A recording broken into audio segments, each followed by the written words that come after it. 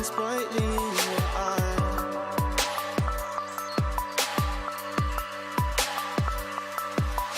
So baby, stay with me where the sun doesn't go down, and we will drift away until the day the world stops spinning.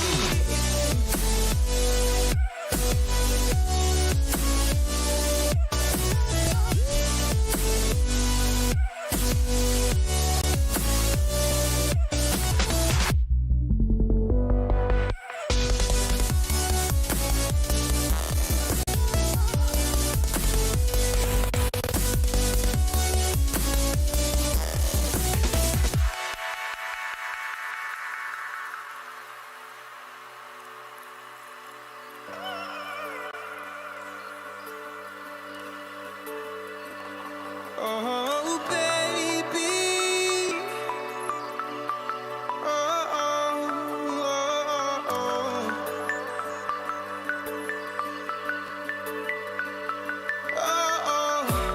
oh, oh, oh, yeah, yeah.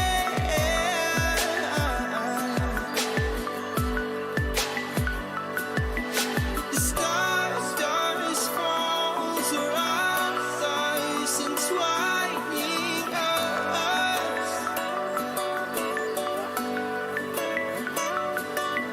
So baby, stay with me where the sun doesn't go down, and we will drift away until the day the world stops spinning, spinning, spinning, until the day the world stops spinning.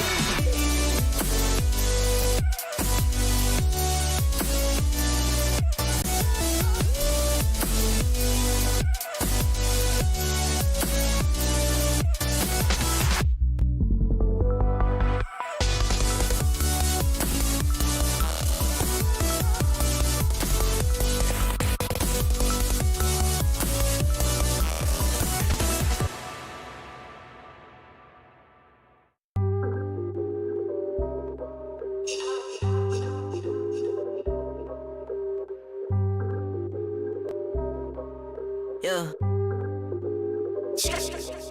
Ay, push start, ayy. Ball so hard, ayy. Raise the bar, ayy. Turn into a star, ayy. Play my part, yeah. I aim too far. I do it big. I keep it large, okay. Live it up. Cause it's fake, better give it up. Young, but I feel like I've seen enough. Numbers going up, better keep it up. Ain't slowing down, better live it up.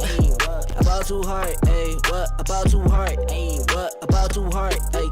About too hard, yeah. I'm killing your favorite rapper with minimum effort. Yeah, your corpse getting severed. The industry dry as a desert. Do whatever it is that you think that you're doing, I'm doing it better. Straight double use, that's my letter.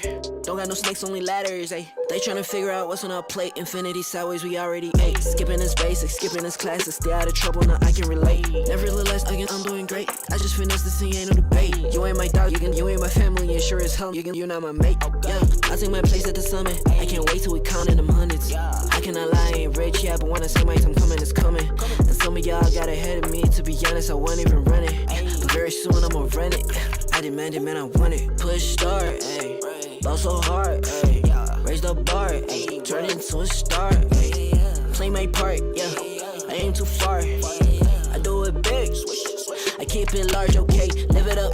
Cause it's fake, better give it up. Young, but I feel like I've seen enough. Numbers going up, better keep it up. Ain't slowing down, better live it up. About too hard, ayy. What? About too hard, ayy. What? About too hard, ayy. About too hard, ayy. They not gon' like this. Don't like surprises. I cause a crisis. Man, I'm a scientist. With the music, I spice things up to my liking. Man, I want nice things, nice things. That's not an AK, it's a Uzi. I pull up and shoot it to movie. I'm chasing the bag, not a coochie. Cut ties with the fake, now it's Gucci. Word of my niggas from the 021. You count 6 shots and I count 2 guns. Some people still think I rap just for fun, but soon they look up to me just like the sun. Yeah, you can come over here. Swear it's like no career. Swear you got no idea. Soon you'll have no career.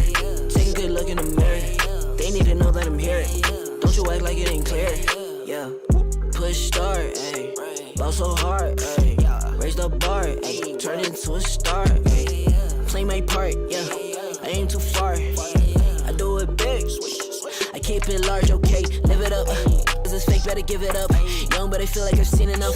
Numbers going up, better keep it up. Ain't slowing down, better live it up. About too hard, ayy. What? About too hard, ayy. What? About too hard, ayy. About too hard.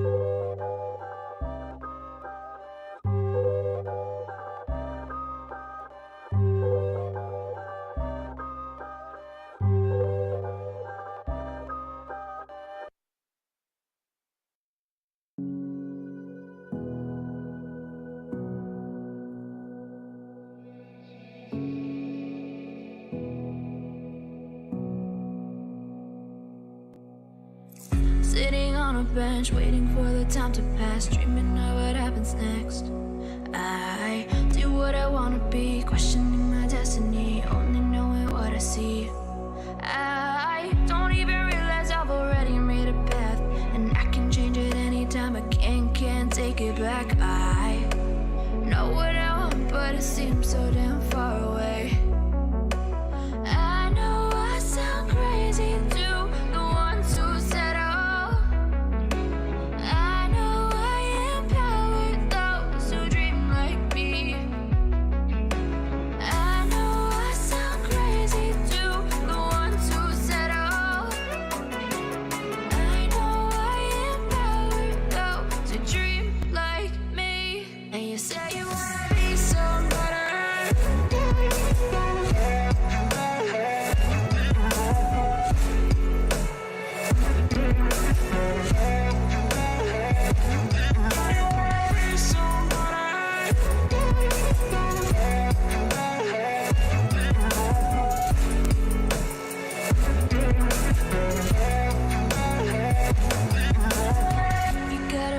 then you better use it.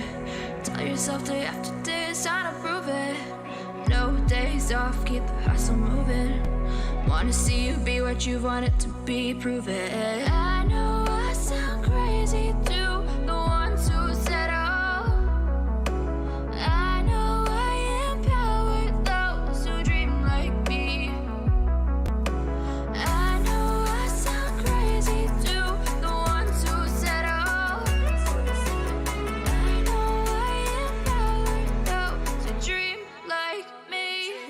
Say you wanna be somebody.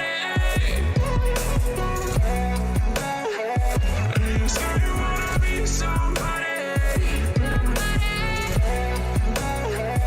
And you say you wanna be somebody.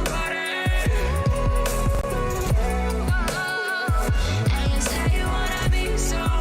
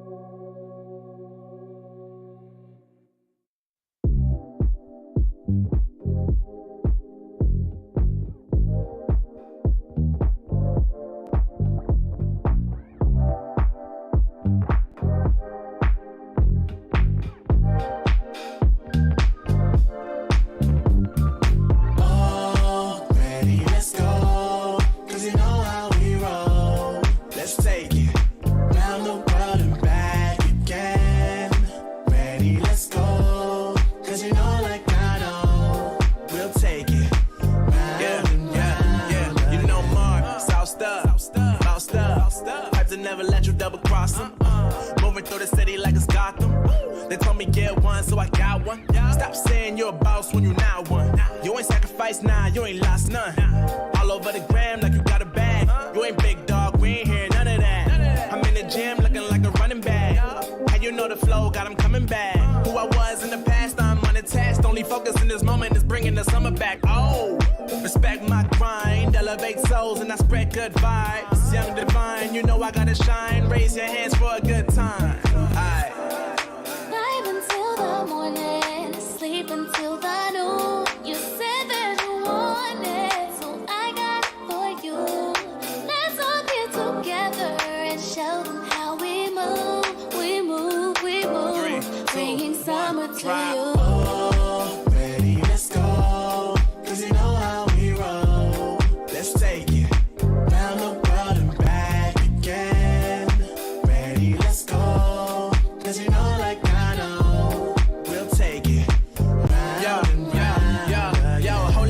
to switch my flow up. Back in high school, they were telling me I'll blow up. Doing talent shows and man, everyone would show up. Got in an accident and still made it for them to go nuts. You know what? I'm so so what? I'm so That means I can't describe the way I vibe, the way I slide. And with the rhymes that make the dimes, I'll close their eyes and fantasize. I'm divine calling their phone number.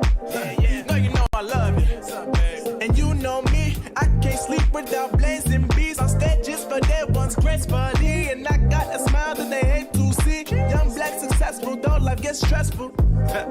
Though life gets stressful, go and vibe out with whoever you next to. Live until the morning, sleep until the noon. You said that you want it, so I got it for you.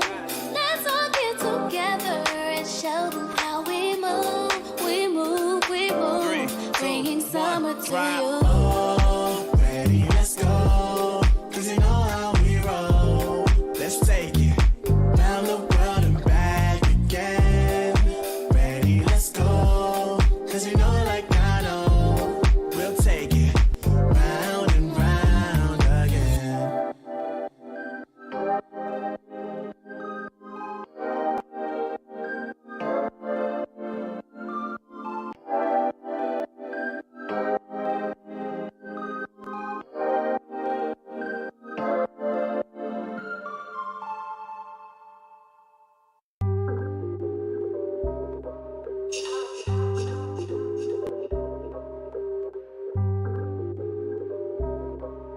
Yeah.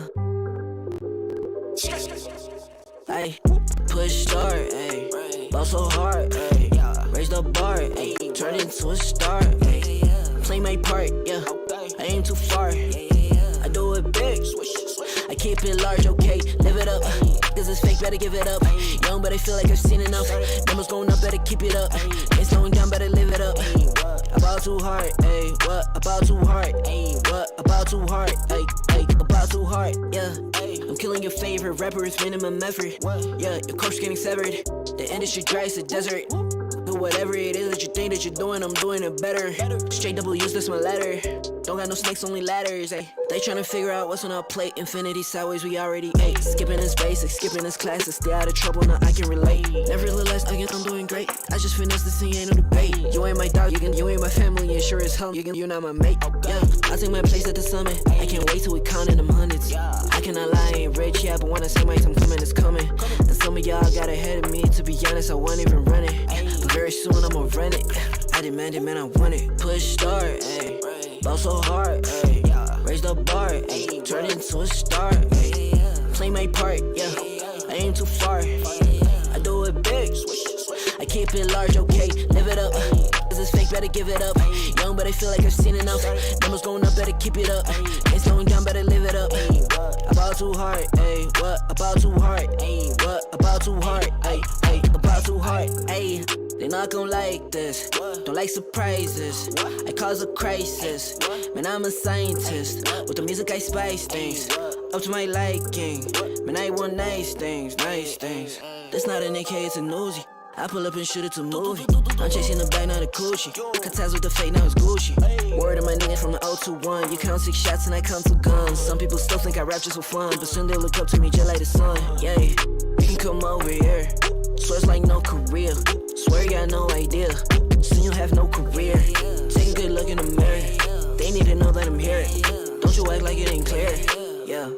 Push start, ayy. Ball so hard, ayy. Raise the bar, ayy. Turn into a star, ayy. Play my part, yeah. I aim too far. I do it big. I keep it large, okay. Live it up. Cause it's fake, better give it up. Young, but I feel like I've seen enough. Numbers going up, better keep it up. Ain't slowing down, better live it up. About too hard, ayy. What about too hard, ayy? What about too hard, ayy? About too hard.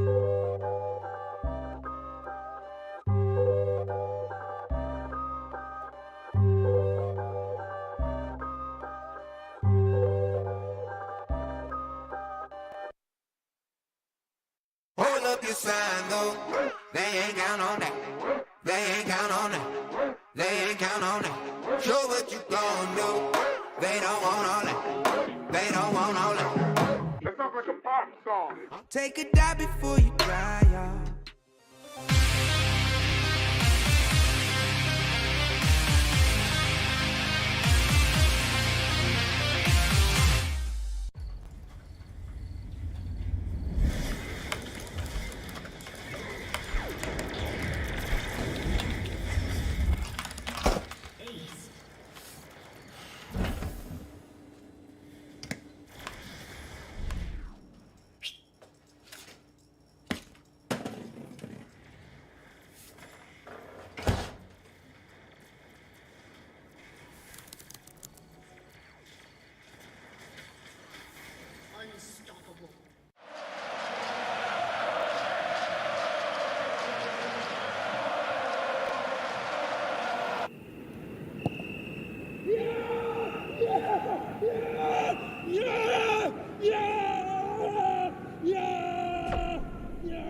Start your esports career now at play.eslgaming.com.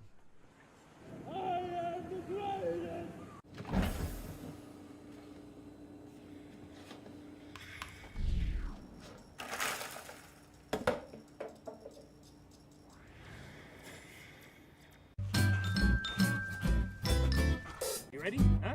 Hey, he's a good boy, huh? You ready? Huh?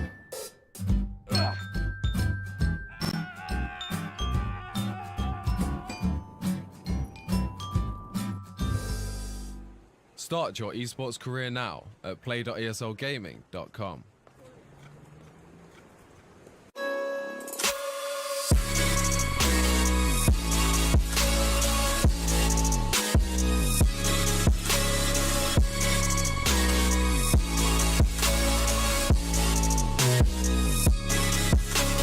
You love it, you wear it. What's your style?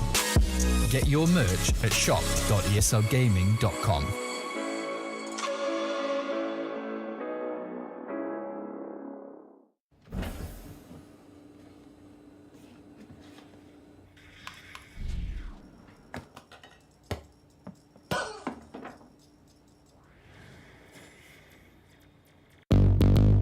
What's your style?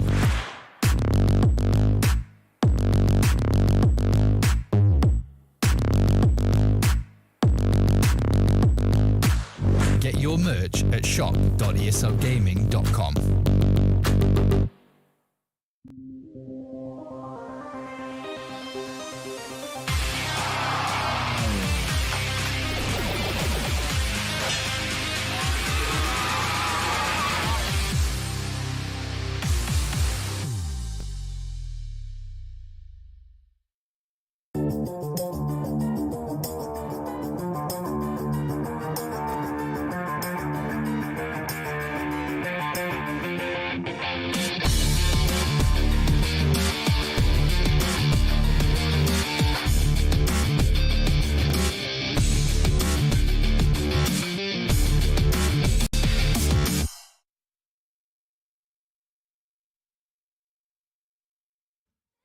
Good evening, everybody, and welcome back one last time here to the Swisscom Hero League, powered by ESL. One last time, at least, when it comes to League of Legends and all the matches of the regular season, because this is where it's at. Outside from tonight, we only have our big finale coming up on the 8th of May, but with me here tonight, once again, will be the one and only, the very lovely Strawberry Pie. And again, such a pleasure to be here. Thank you very much, Don, for this beautiful introduction. And yes, as you said it, tonight is the second semi-finals and the last, of course, we're gonna have in this regular season. And of course, the match of tonight is gonna be quite interesting, as yesterday we had honestly something quite unexpected, yet not that much.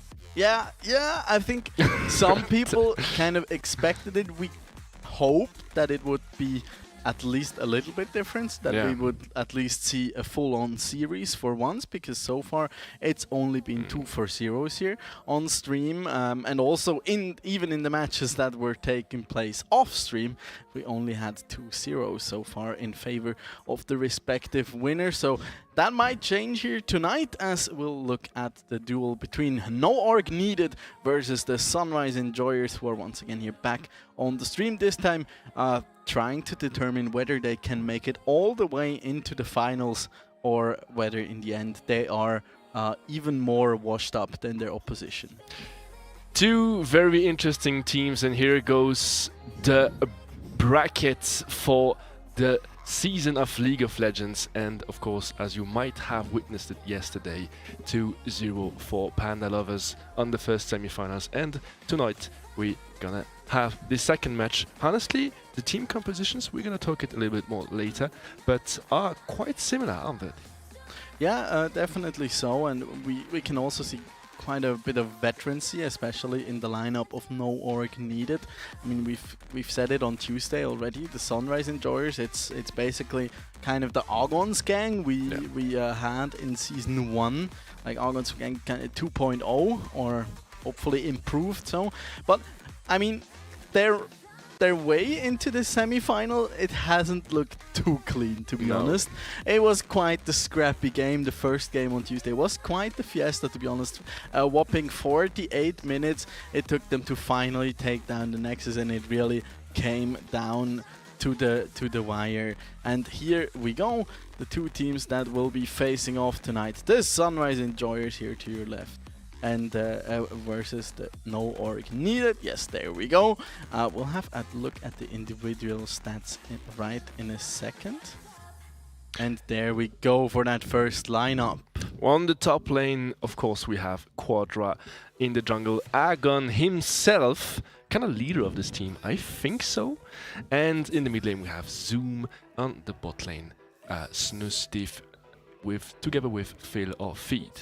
Yeah, and what we've seen so far from them was certainly a strong priority on Zoom, who's on paper their strongest player and has looked quite formidable in those two matches on Tuesday. I mean, in the first game on his Oriana, he was one of the big factors that kind of kept them in the game throughout. He got that early lead and managed to carry it through, playing super consistent throughout, even though it was such a scrap fest. And then in the second game on the Yone, he has in the beginning he struggled a little bit, but then, like as it usually goes with those two Steel Tempest brothers, once they ramp up with like 1 or 2 items, they really start to get going and are just such a menace to be reckoned with.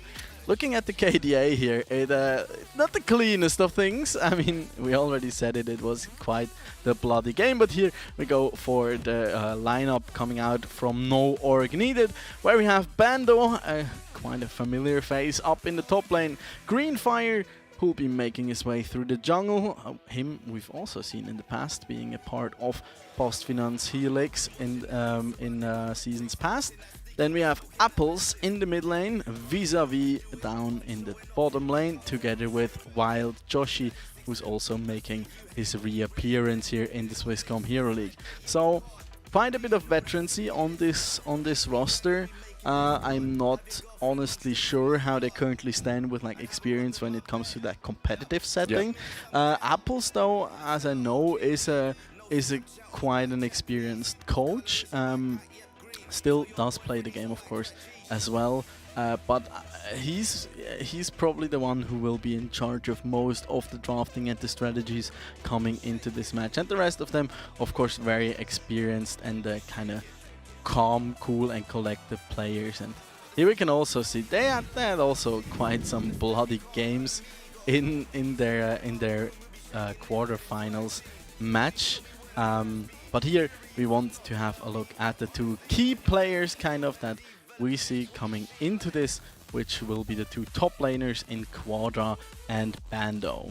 Quite a damage per minute on champions difference here, as Bando has more than 200 more per minute. The gold is quite in the lead of Bando, yet on the KDA aspect we don't see a big difference there, as Bando got some deaths here on his account, and I think that's maybe showing some other games we already witnessed with him on the top lane, where, well, there are games where he's really leading it, and there are games where it's quite the opposite. Yeah, comparing to the players we saw yesterday, where we also had a look at their respective gold per minute, and those were the junglers, mind you. They kind of like Bando is kind of on the upper end of that small leaderboard, while Quadra is closing that towards the lower end, and this I expect largely is also to be attributed to that super long game we had last Tuesday coming out from the Sunrise Enjoyers. I mean, 48 minutes, it can be pretty hard to keep up in terms of gold income, especially when you're like they did. So there's so many fights and scrambles and skirmishes always in. It basically felt like an ARAM for about 25 minutes when once the mid game got rolling. So I certainly hope we see a bit of a cleaner approach this time coming in, because otherwise I don't really see them standing big of a chance against no org needed. Yeah, we don't really had a feeling of like clean decision making in the game, and yet we don't really know how this team no org needed is working together, how they are going to make their decisions, and if they will be more effective in this kind of aspects. So I kind of don't really know where this is going. It might as well turn out, you know, like after the interview we had with Sunrise and Joyous, it really seemed like they were taking this absolutely serious, and I think they spent some time like checking what wasn't really going well and try to figure out what they can do better. And I don't know in how much the team Norg needed would do the same. Yeah, and there we are heading into draft here. So far we've seen the tendency of teams to target comfort over meta, so to speak, as the Udyr here will be taken off the plate, as this is much more of a meta ban here. So they are probably looking to pick up that Hecarim potentially here, as the Jarvan is taken away from Agon, one of his stronger, or well, it didn't look necessarily strong last time. The Morgana looking a lot better there, but it's certainly a comfortable pick for him. We're still on patch 11.8, so that Morgana I expect still to be a hot contest between those two teams, whoever can pick that up, as they are further targeting, deciding to target Quadra here and want to eliminate these kind of global threats out of their lineup, as there's the Senna, a ban that we don't see come out too often anymore, since she got tuned down a little bit. I mean, there is that new Kraken Slayer plus Guinzo's Rage Blade build that gained a lot of popularity and is certainly very, very strong, but Senna is one of those champions who A, needs a lot of time, and B, can be punished quite heavily in lane if you play around it, because she does not has as much income, because oftentimes you prefer to play her in that fasting Senna role. As there's the Thresh now as a first pick here for the Sunrise Enjoyers for Filler Feed. He showed that off on Tuesday already, looked quite solid on it, as it's going to be the Rumble here for no org needed, followed by that Nautilus. Quite some odd picks, if I may say so.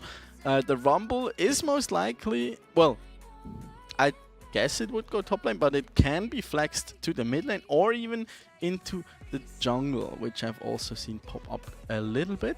But yeah, that is still a flex pick here, up and available. The Nautilus, on the other hand, pretty surely is heading into that bottom lane. We're way past Nautilus mid lane, unfortunately so. But it's quite odd to see that come out so early, because he's not in the really strongest place at the moment. Maybe they just want to have a good answer into the Thresh here, as the Seraphine is locked in, and so is the Morgana. As you said, Morgana being picked, Seraphine being as well played in both teams, but of course this time it's going for the Sunrise Enjoyers, as Varus has been taken for our friend Vis-a-vis. Yeah, and I mean the Sunrise Enjoyers lineup here, it's still a bit not all over the place, but still has a lot of uncertainty where these champions are heading to.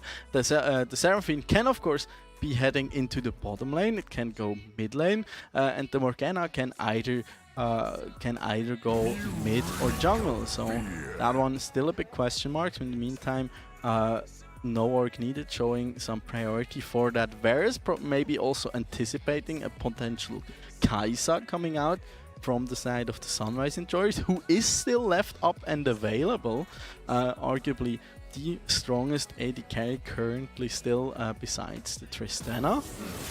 But it is still open, as there's the Seraph that's now taken away here from Apples.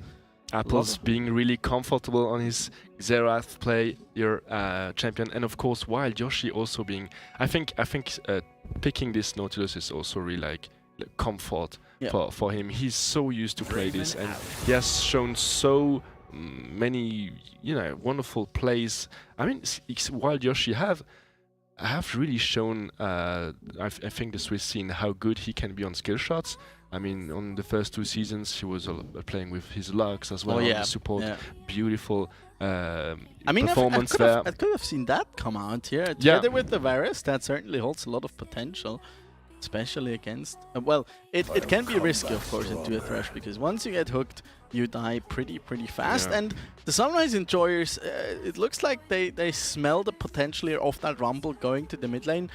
They want to make sure they do take the Gangplank here away from Bando, so he cannot pick that one up.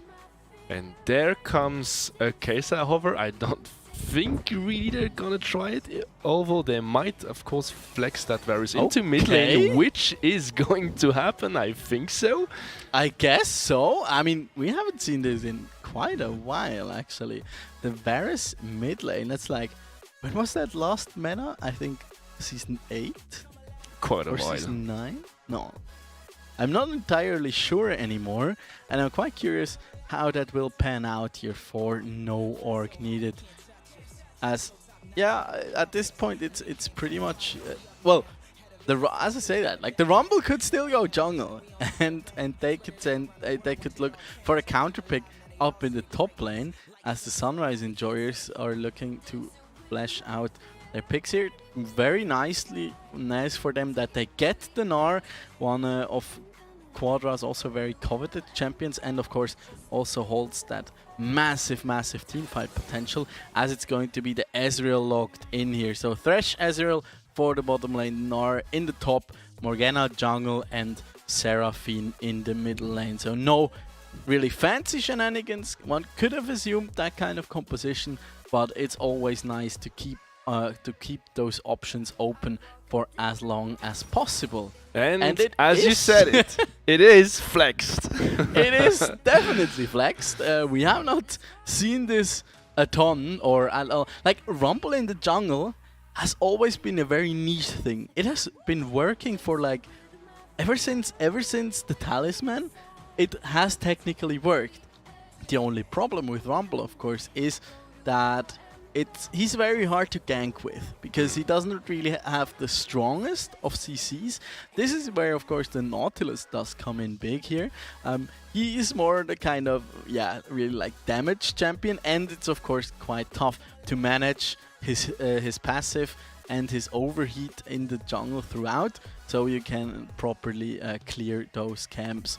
Plus, also Rumble, he's very dependent on items. I mean, he has solid base damages, but it really does make a big difference. Can you get to that Liandry's early? Can you pick up the Zhonyas for that team fighting? Can you get some desperately needed cooldown reduction so you can cycle to those flame spitters faster? I think they didn't swap Seraphine and Ezreal, so Ezreal is going mid actually. Okay. On Zoom, if I didn't miss. I was wondering in the last 5 seconds, so you called that. I was so focused on the Rumble. That's fine. I mean, it could also just be that Zoom is, like, more experienced on hitting skill shots, so he will. But I mean, he will have quite a tough time. I mean, if it's the Ezreal mid, he will have a tough time into the Varus, who has just so much superior wave clear. Isn't under too much threat of any ganks, of course, with the Ezreal not really having any CC whatsoever. The only thing that he has to take into account is, like, dodging the Morgana binding, and then he's pretty much fine. That's honestly, I'm really surprised by this draft coming from No Org Needed.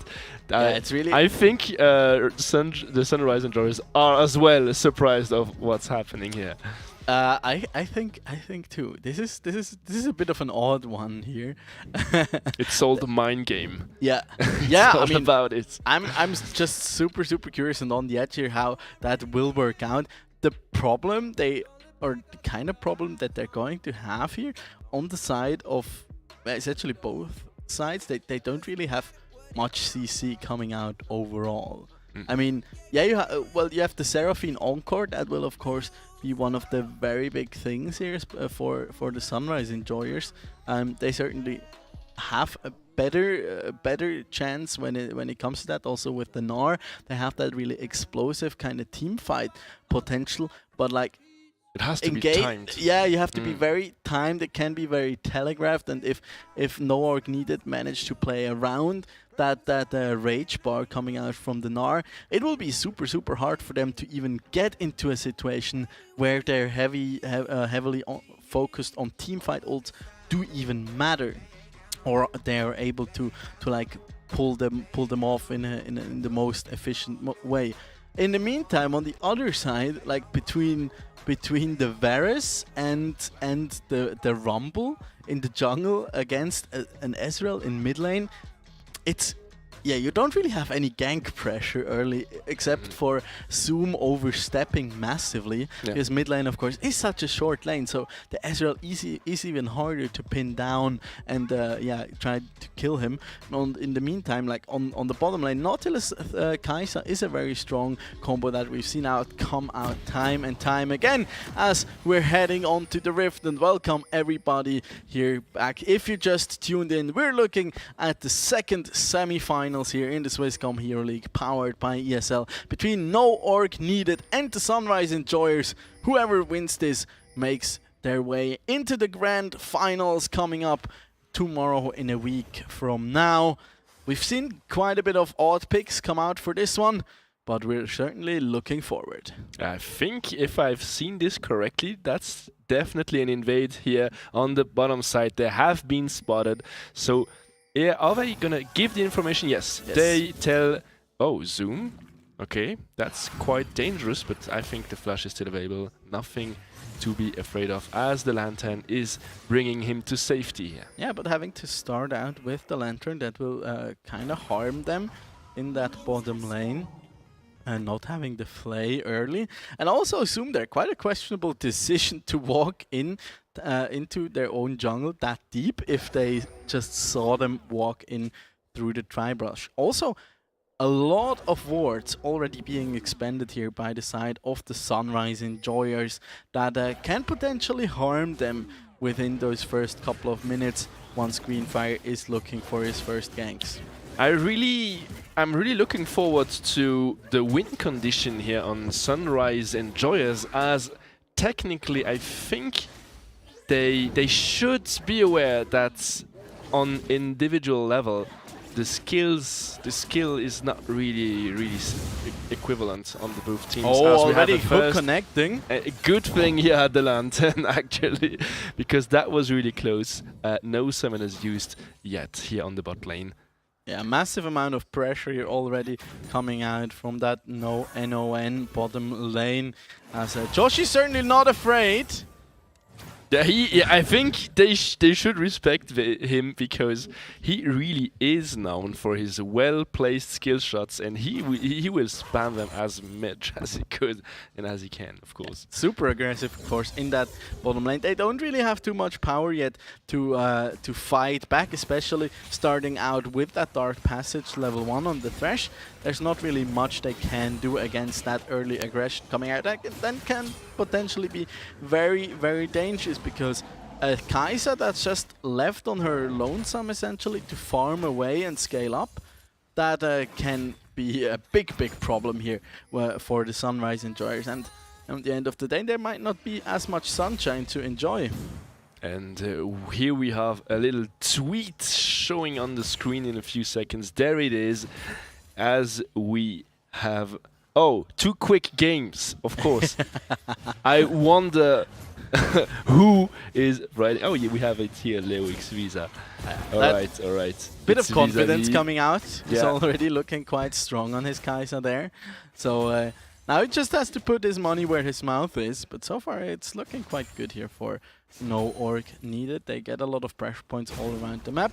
Greenfire also having secured both of his buff. Already did a full clear here and heading for that second scuttle potentially. No, Argon also already back in base for that reset. Wanted to pick up his boots early to get access to that Predator's keystone, of course. I'm kind of afraid that in the early mid-game, Sunrise Enjoyers will be too low on damage output. Yeah, I mean, their win condition in fights isn't really like blowing the enemy out of the water, but rather out-sustaining them with their continuous healing, all of their shields. I mean, if you just look at it, you have the shield come out from the Thresh as Bando. Forcing the flash here from Agon. Quadra trying to come and help, but this is not going to be useful. He's just focusing on his lane. Careful, Bando coming back, but there is no ward to spot him. Now it has been set, so they can just avoid a death here. Yeah, he knows he wants to go in there again, but now Dark Binding here connecting. And there's no plan to escape. Maybe Flash still available, but oh, the skill shock that is not landing. Flash. Forcing Quadra to flush to take the kill. Greenfire trying to join in, but it's a little bit too late here. There's nothing more to do. And Wild Yoshi here trying something. Careful not to grab enemies too close to their turrets, as this might turn around quite rapidly. Maybe Bando is a little bit washed up after all, not aware that the Gromp there, combined of course with the Smite, does regen a lot of HP, plus the Morgana also with her passive of course has quite a bit of sustain, so probably not expecting that she would be topped off again so quickly, and then burning the flash here on top of it. In the meantime, Quadra picking up that first kill, already getting a Bramble West here on the reset. As we have the bot lane helping here for the first Drake, as Agon is not gonna contest anything of it. No vision that allows anything here. Oh! And Bando taking a solo kill on the top lane. Quadra just got it actually in first blood, but well, he decided to trade off a kill here. Yeah, the Eternal Chains, they're sealing the deal for Quadra as he wanted to hop away, but didn't quite manage. Those knockups from the Qs were on point coming out from Bando, as we can have a look at it again here. Yeah, Bando dashing forward, connecting with that first knockoff, and then the Eternal Chains there, locking him down, pulling him back and securing the kill. He did not quite manage to get out of range. A little bit of overconfidence here probably from Quadra, as yeah, that first kill did go over to the Gnar, but with a 24 CS difference, that difference is made so insignificant. As on the bot lane, we have a first plate secured by the no org needed, and of course the 20 CS lead that is allowing this first back to be quite interesting for Vis-a-Vis. Yeah, and so far it's really looking quite confident here, coming out from the side of no org needed, as their game plan is really kind of falling into place here. I mean, their big win condition in this one is the Kai'Sa, and whether they can keep her safe. They can just use the... Quadra thinking he's safe now that his huge Gnar form has popped out, but Greenfire is here to back up Bando and eventually taking here the kill on the top lane, which is really hurting this Quadra. Very hard and difficult start here for him. Yeah, second death there already on that Gnar, not aware of Greenfire being up on top, and just overstaying his welcome once again in that top lane against Bando's very scary looking Aatrox actually. So yeah, he's behind quite significantly now. Can he even get back into this game? Because, I mean, the Gnar is quite dependent on getting that early leap, and Zoom now also falling. Beautiful ultimate there from Apples, locking him down and just taking him out swiftly. I mean, the Ezreal between that early tier and the Sheen doesn't really accomplish too much this early into the game, and in the meantime you already have that lethality starting to build up on the Varus. Bando being hungry here, trying on and on to take the kill on Quadra, escaping with not more than 100 HP, and Kai'Sa taking here his first kill with the help of Greenfire, and that's really not what you want when you're Sunrise Enjoyers. You really try to reach team fights before you can really use this combo you're building on. But now, careful. Snoostiff, you're in danger. It's like he's like Rolf sitting in the back of that school bus. Yeah, that's a kill for Agon. Maybe a But second one. That might turn here the tables, but careful. Vis-a-vis has to burn his flash. Zoom might join in, but there's nothing they really can do because there's no CC, so no time winning for Philofeed or Agon to join here. Yeah, look how the turns have tabled here as Agon is precisely in the right spot at the right time, managing to secure that first kill onto Greenfire and then also locking down Wild Joshi thereafter. And yeah, just beautifully done here from Apples. Not really much that the Ezreal can do in that kind of situation. There weren't even any minions to diminish the damage coming out from the piercing arrow. Yeah. So, well, he could arcane shift to the side instead of just behind. yeah, but I think the ult already connected at that point. Oh yeah, so. maybe. Couldn't see So it. he was kind of out of luck there, so to speak. But it's interesting that the Apple so far looks to be going for the lethality build here. We also see some Varus come out with the with an AP build actually that also does work because his passive just scales fantastically well, or his W passive scales fantastically with AP, and you can really melt through tanks. The thing is, on the side of the Sunrise Enjoyers, there aren't really any tanks, so poke AD Varus it is. Bando here digging the lead, the gold lead, even deeper as he's really denying Quadra as much as he can with his huge pressure now. He has already enough damage to be a lethal threat all the time. Yeah, usually when you first get into like the kind of dynamics of laning phase, every minion should be a negotiation. Do you just let your opponent take it, or will you fight them for it? And Bando decided he's not gonna give away any minions away without a fight, and just keeps on going on to Quadra over and over and over. Does not connect with this Q at the for once. But that's second dragon here potentially already going down. Might be in contested while Yoshi completely in the middle of the fight. Here comes the ultimate, but not connecting on anything. Greenfire being very low, Snoostiff has to flash out for safety as Philofeed is falling under the damage of Apples. Zoom cannot really join that. Yeah, you're on the wrong side of the map, guys. That's not where your friends are and your base is. But Snoostiff managing to get the execute there, the Void Seeker not quite off cooldown, and that will mean Greenfire can finally pick up that second dragon here as Bando trying to turn it around here with the World Ender. Yeah, finally Drake being taken by no orc needed, which is the second one, and of course we are heading into a win. A flash from Quadra. Drake. Not connecting here, that's too sad. Flash available on Bando, but careful, Philofeed might try something. He has been spotted, but Bando is just running for safety.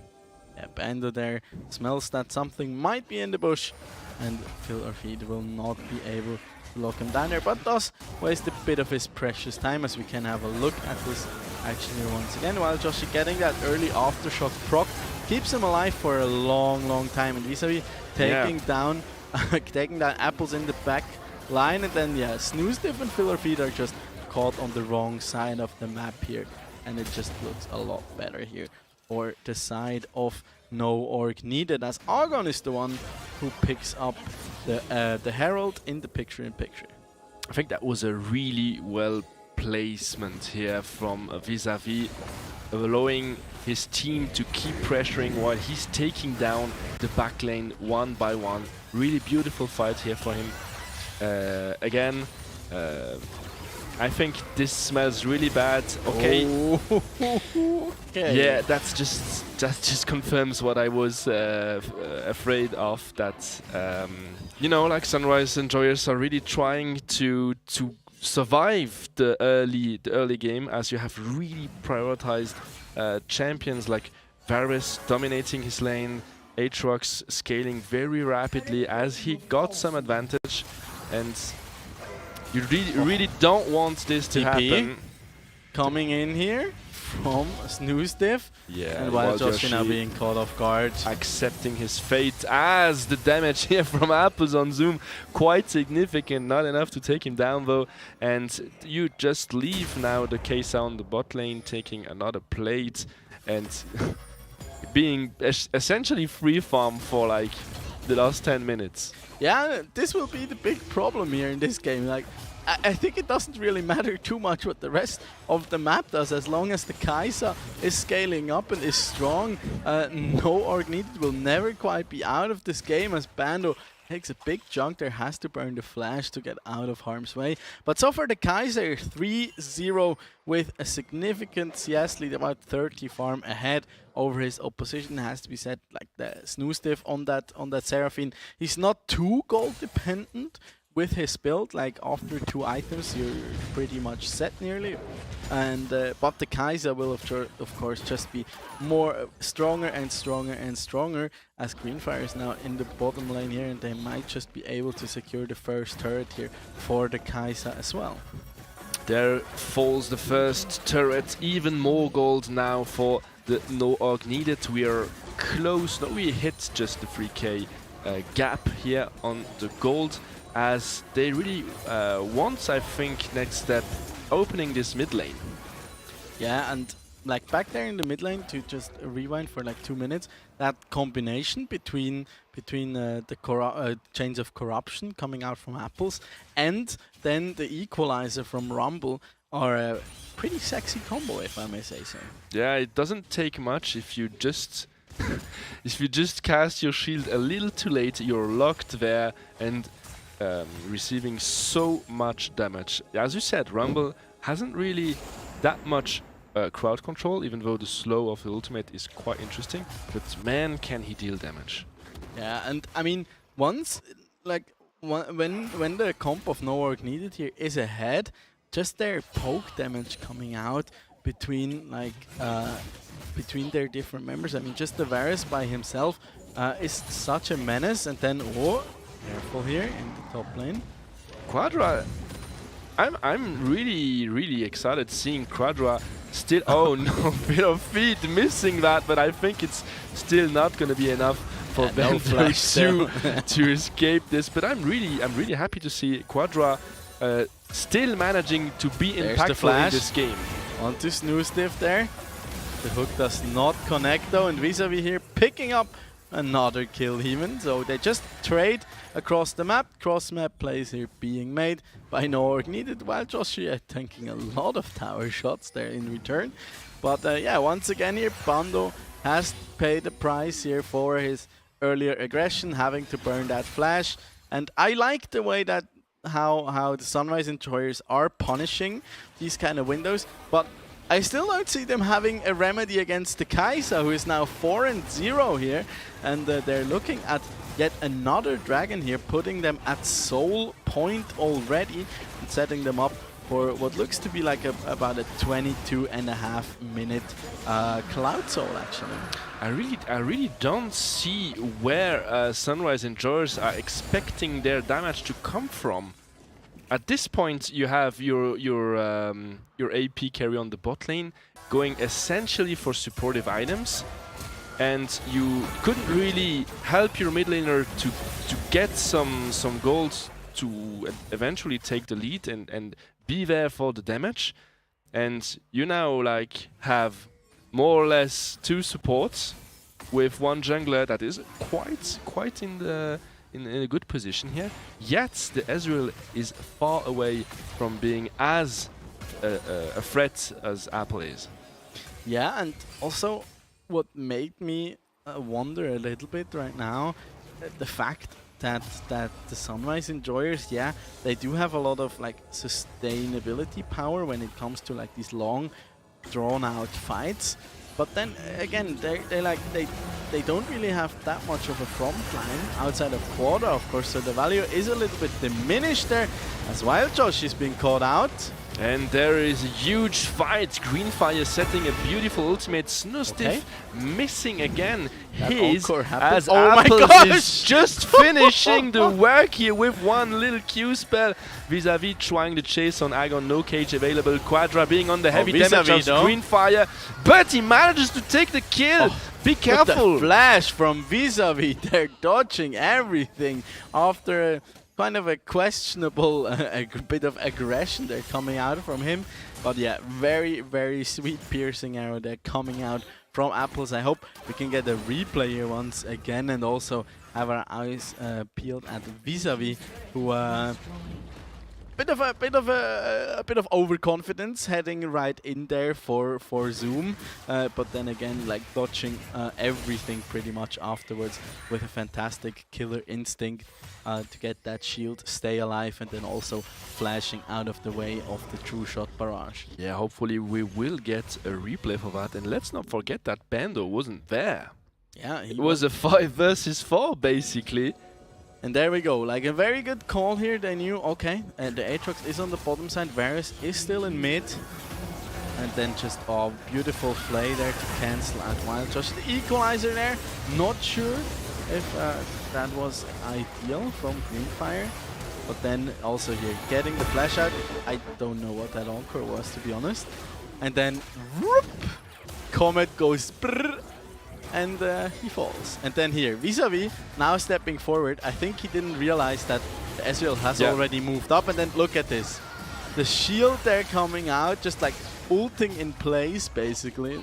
And then also flashing away, keeping him alive and keeping that shutdown alive as well. Because at this point it is quite important here for the Sunrise Enjoyer. If they can collect that bounty on Apples and Vis-a-vis head, they are looking to get back into this game here quite quickly, as the gold difference at the moment is only around 4k.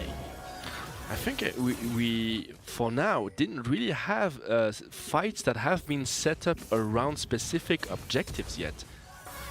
Yeah, not really. There was a but for most of did he just flash? Did he? Yeah. Oh yeah, he did.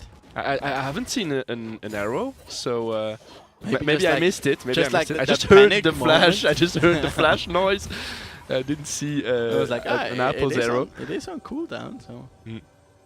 Yeah, definitely. But I haven't heard a Q spell coming out from Apple, so kind of wondering maybe we can have this later on replay. But now the fourth Drake. Yeah. Also interesting, by the way, to see the phase rush on the Seraphine. I'm not sure we really see that too often. Don't think that is usually the way they go for. But as it stands now, like we have Mythic completed for a while on both of the teams, but on the side of no orc needed, we're all already looking at that at these second items starting to come in. We have Collector here on Vis-a-vis, and now especially that we're looking at the soul that will be spawning here in just a few seconds. Those item differences will be massive.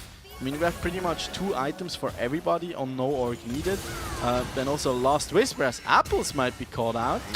Flash for another one. And the problem is, as we had it on last game, you have this team, Sunrise Enjoyers, being all 5 mid, while you have Bando splitting on the top lane. You have Greenfire setting up the slow push on the bot side. And now they just might TP in for contest, and that's what they're gonna do. Beautiful here, ultimate from Greenfire, using his Sonias to be alive a few seconds more, as Bando is smashing through with the damage of Vis-a-vis, and that's where you lose all your team to not preparing correctly your objectives, in my opinion.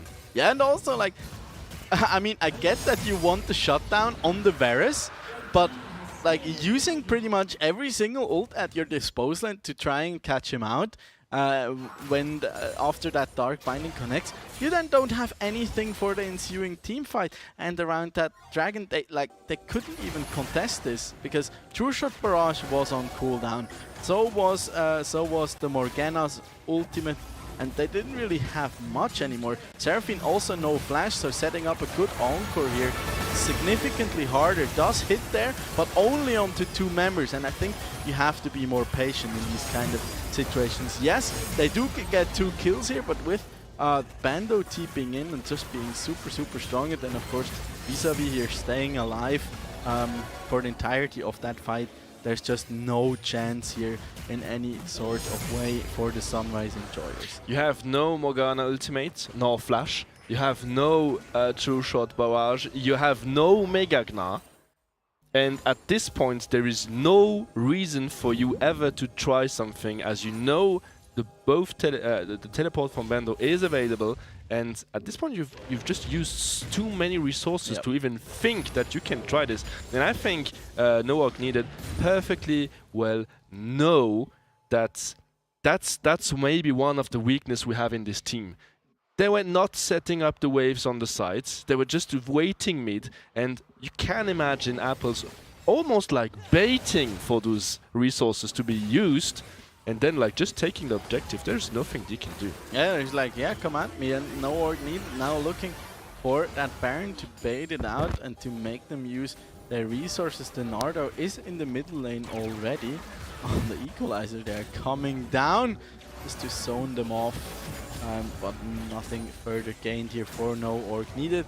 That equalizer now being on cooldown can of course hurt them in a potential fight here, but I mean currently they already have 3 completed items on some members here. Bando with that Serpent's Fang coming in here, and then also Vis-a-Vis with a Phantom Dancer also completed. He hits like a truck at the moment. The gold difference has also ballooned to about 7,000 gold, and now it's really on the Sunrise Enjoyers to try and come back into this game. But you know, you can see again. Okay, they didn't really put it. Okay, let's have a replay. Oh yeah. Okay, so there must have been another Q coming. Yes. All right. And it would have hit. He could have just walked back, I think. Maybe. Yeah. It would have been clutch, but he wasn't sure about the range. Yeah. He's like, okay, sometimes it's okay. If you'd rather flash than pay with your life, of course, and risk being at a man disadvantage here. Greenfire is lurking behind the corner. Not an equalizer here, already off cooldown. That's an advantage of that Cloud Soul, of course. But where is Quadra? His TP is ready, and he's not joining the fight here for maybe force a fight. I don't see his Narbar currently. Is probably looking to build that rage up a little bit before TPing in, because without that Mega Gnar he doesn't really accomplish too much. Oh, that is yeah. That's mispositioning at its finest. When you have your Zoom and Quadra not being here, you do not want to be in rage of any potential ceiling here. Yeah, and just them here greeting a little bit, staying so far out of their tower lines. I mean, that is a disadvantage, of course, if you lose these towers early. Now the TP is invested here by Zoom onto the top lane, just pushing that wave out and trying to at least get some bit of vision to potentially rotate onto that Baron as well. But I think at this point they have realized that they can't really contest this. True Shot Barrage will give the information needed, but there's just no way they can contest this, and the Baron will go over to No Work Needed. And at this point, when you're very close to the 10k gold difference, you're 9k ahead, 4 dragons in your pockets, Baron, Nasha in the other one. Now they just will set the side lanes, I think, in a 1-3-1, or maybe even focusing one of the other lanes in priority, as we can have here a little replay. But yeah, Bando just so big, dashing over the wall there from the Raptor pit, and just catching Filler Feet completely off guard. He was not ready what was happening to him there. And Vis-a-Vis now can just take away this red buff here, at least try to do so, as it does reset. Apples now also has the Serilda's Grudge completed, so even more armor penetration here coming out from him on top of all the lethality that he already has. Plus, of course, also some needed crowd control, as 30 more seconds here until the Elder Dragon will spawn. And Apples being here, a little bit of danger. Flash in from Quadra, flash out from Apples, taking the kill on him, and now you're fighting 4 versus 5, but Bando is coming as fast as he can. Careful, be ready for his damage, as Greenfire quite low, has to leave the fight vis-a-vis being zoned out, but just let the Bando do the work, as he's going for the double, for the triple kill, and maybe eventually... No. Vis-a-vis... goes, no, I want to be the king of the KDA here.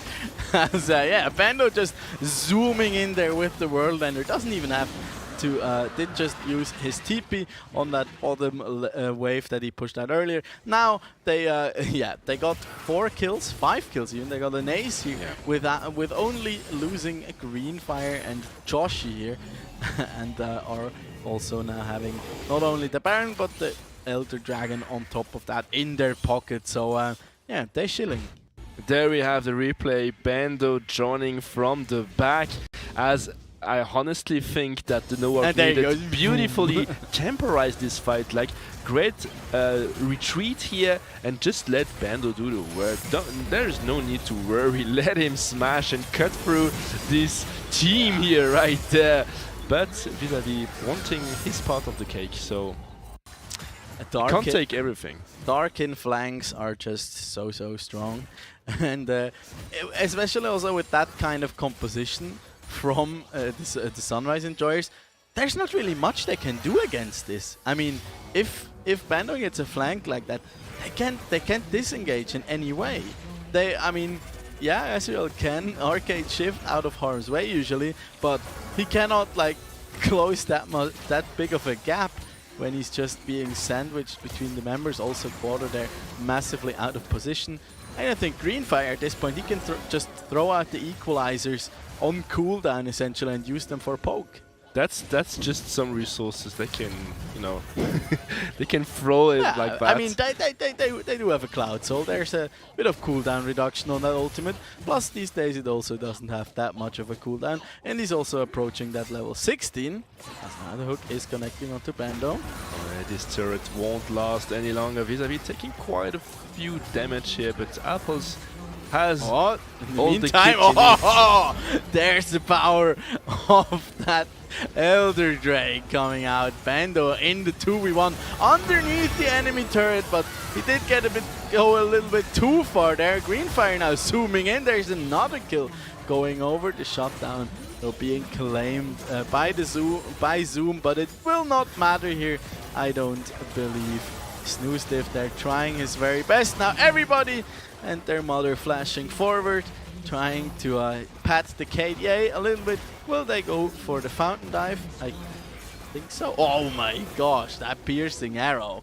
Just Josh is like, I gotta go. On the edge. He's on the edge. There goes the first victory for No Ugg. Needed, ladies and gentlemen, in this second semi-finals of the Swisscom Hero League. Josh is like, I need to go. My people, they demand me. Am I too close? Oh yes, I am. Yeah, but overall, just quite a bit of a show here being delivered by No Org Needed. At pretty much no time in this game were they really giving up control over this game. The Varus in the mid lane was certainly surprising, but did work out perfectly fine. He never was under really any threat of dying, because I mean, there's the Morgana and Nezreal. What are you really afraid of? You have to dodge the Dark Binding if you believe it, don't just use the flash, and he even had the cleanse on top of it. So even if that connects, he just presses cleanse and walks away. Yeah. And there's just no way he's ever gonna die to any gank. So no pressure really on the Varus. Also Bando putting it on a clinic up in the top lane against Quadra, who, like, in the games on Tuesday, he's looked fantastic, but this time he just looked like a toddler who's being bullied in the sand pit. Well, I think you have to give the devil his due, as he kind of came back in mid-game, Quadra, so he was so focused in early game, and Bando being the bully we know he is, and as we could see at the end on the bot side, we just took them both just for fun. It was just like, yeah, come at me. I got ult again, so I can fight you. However, I think I was quite impressed how Quadra could manage like to make some comeback at some point. To be honest, that was with a lot of help from his teammates, and in the meantime, Apples had free realm on the mid, and of course Vis-a-Vis just got to farm up, got to collect even more kills, and was under no threat of stopping anytime soon. Whether we'll have another 2-4-0 or a full-on series, we'll see after a quick break, which we're heading into right now. See ya in a bit. That A6M. I see you hate, but you rating them. Don't make sense like paying with card. Who do you know that's slaying this hard? Beats be banging, we making this god. Have your girlfriend run straight to my yard and have her up in my bed. Yup, 20 minutes I'm dead. I tell her okay, leave. No Snapchat or back chat, please. What color is your backpack? Yep, green. Tell your boyfriend he's a whack twat G. Shake it.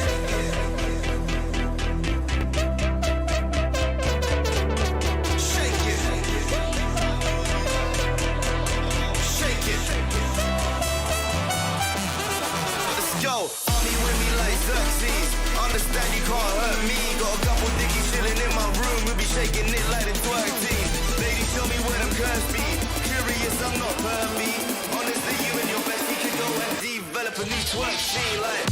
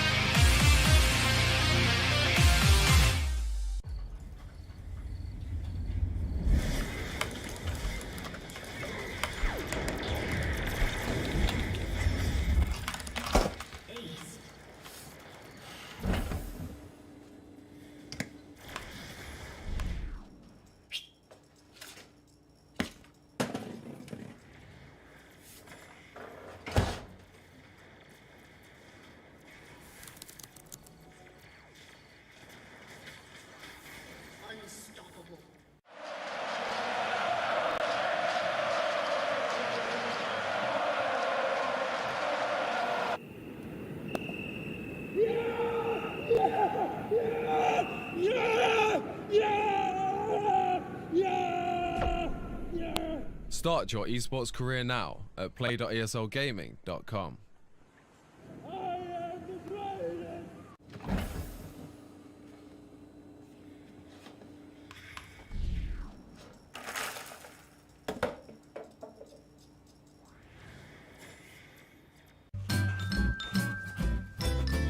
You ready? Huh?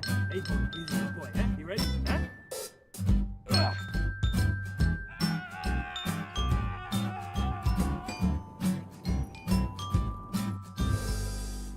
Start your esports career now at play.eslgaming.com.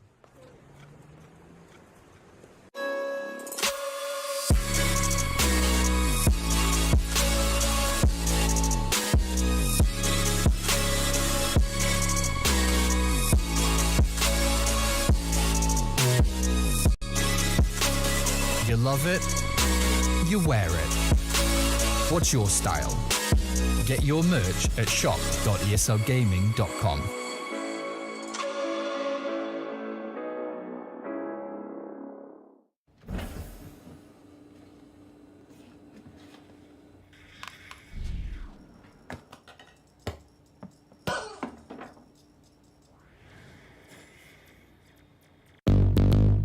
What's your style?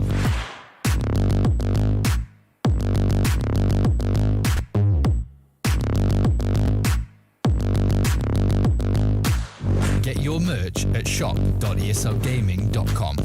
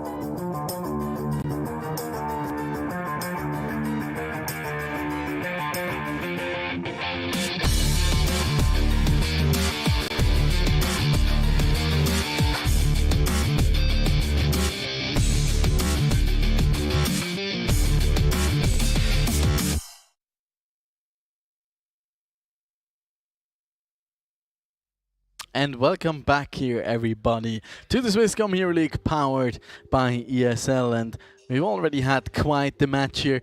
Did you recognize some of the players currently on the Rift in the Stinger before we came back into the stream?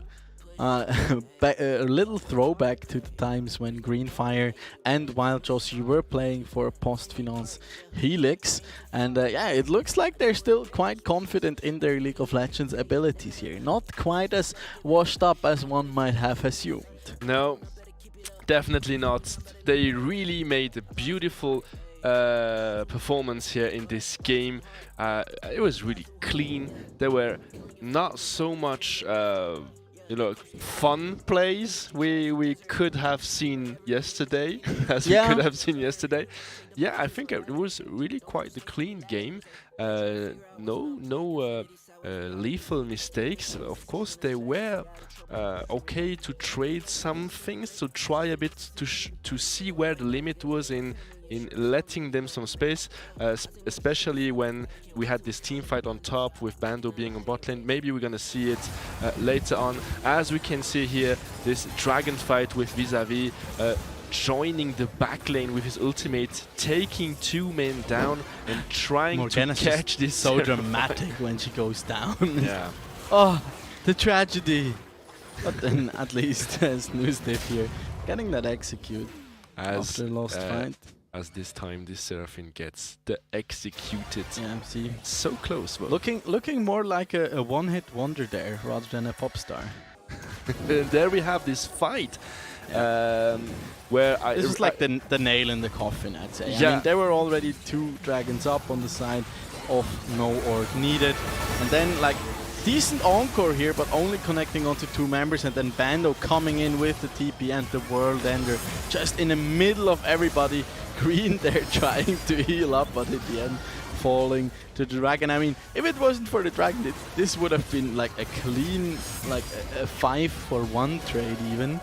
Yeah, and I think this fight especially shows how the resource management from Sunrise and Joyce is not on point. They just use the flash and ultimates on the mid lane, and they still try to fight 5v5 with no Mega Gnar, and that's when Bando is joining the back lane after his TP, while here look, Greenfire's apples Vis-a-Vis they really know when it's time to go in and when it's time to back off, let Bando take the lead, take the damage, and then join back in to finish the work. Yeah, Bando is just so huge in this game, and there was also not really too much they could really do against him, because yeah, he got walling super early, and even when they tried and punish him, he was already ahead so much.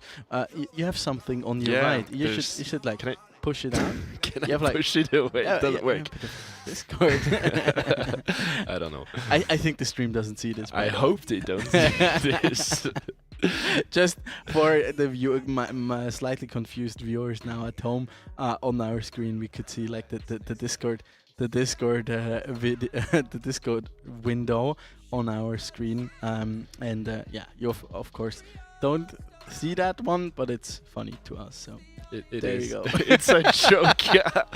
Okay, so I'm quite wondering how far, in what perspective, they're going to change their draft this time, because I don't see. I mean, as you said, it seems to be a viable draft, but how do you see this working when you quite know that as soon as a team as Norg Needed takes the lead on you? I mean, first of all, very hard to come back. First of all, ditch the damn Ezreal mid lane. It just doesn't do anything. And also, building Trinity Force on Ezreal in 2021, no, big no-no. Ezreal is like the prime champion these days that doesn't even need a mythic item. And if so, you usually go for the Duskblade of Drekthar. And even then, that's usually like your third or even fourth item, sometimes even your fifth. And they're also like Ezreal players who don't build it at all, so a bit questionable there. I wasn't really sure what was behind that pick, and I was also quite disappointed by the Gnar, honestly. I mean, it could have worked out up in the top lane, but I don't think we saw a single Gnar ultimate go off during that game. So don't remember him. Yeah, so that's a bit of a pity. And I mean, Gnar is one of the hardest champion to play around timing wise. So it really does take a lot of effort and experience there to play properly around it. As we hearing some draft noises, are we in? Aren't we yet? Kinda. Can we spoil it? Can we already yeah, that's the question. What's going to happen? But we will head into that once again here once we reset it all. Yeah, I mean the draft here really for both sides they kind of made sense, I'd say. I mean the picking up the Nautilus was arguably odd, but it appeared that Joshi was just very confident on that pick and together. And what I didn't really get is Sunrise Enjoyers leaving up the Kai'Sa for some reason. A, not banning it, and B, not picking it themselves and just leaving it up for grabs for the side of Norg Needed, because that's not usually what we see. Like a Kai'Sa coming out during second during the second round is so odd. And then also deciding to put the Ezreal into the mid lane. I mean, yeah, the Seraphine would have had a tough time probably into the Varus as well, but I mean, she at least would have been able to contest his push, you know, and then in the bottom lane they could have just like been more or less safe. They would have had to disengage from the Nautilus hooks with the Arcane Shift as well, and also like scale up together with the Kai'Sa and just be like, you know, it could have potentially been a bit of a farm fest. But then again, like, Kai'Sa usually does also well into the Ezreal, which was why I thought the Ezreal was a bit of an odd pick to begin with. I think in that scenario, putting the Seraphine mid and then just Sivir on the AD carry role would have made perfect sense in my opinion. Absolutely. That would have been one solution as we head into the draft here, this time for real, as we have a first ban here that is going to be Akali. Yeah, Akali are being taken off the roster, and once again here we see the Udyr being banned out, targeted at Greenfire, of course.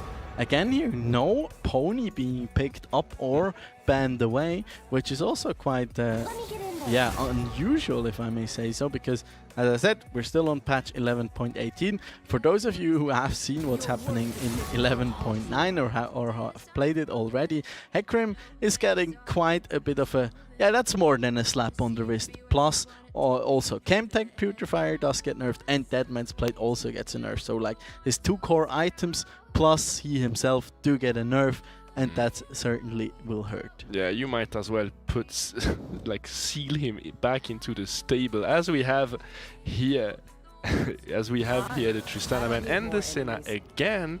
That will not be on this game. Little hover here on the on for Bando, but I think he's just thinking about what different possibilities he has and maybe looking for something for his mid lane. Yeah, Yone here being hovered. But it is going to be the Jinx here, so one of these strong S-tier 80 carries here being picked up finally. Kai'Sa still being left open, of course. But that usually can be a kind of fine matchup here for them, as once again they do decide to pick up the Varus here on the side of the Sunrise. No, this time it's the other way around, because they swapped side, of course. This time the Varus does go to the side of the Sunrise Enjoyers rather than no orc needed. All right. Finally, the screen is gone.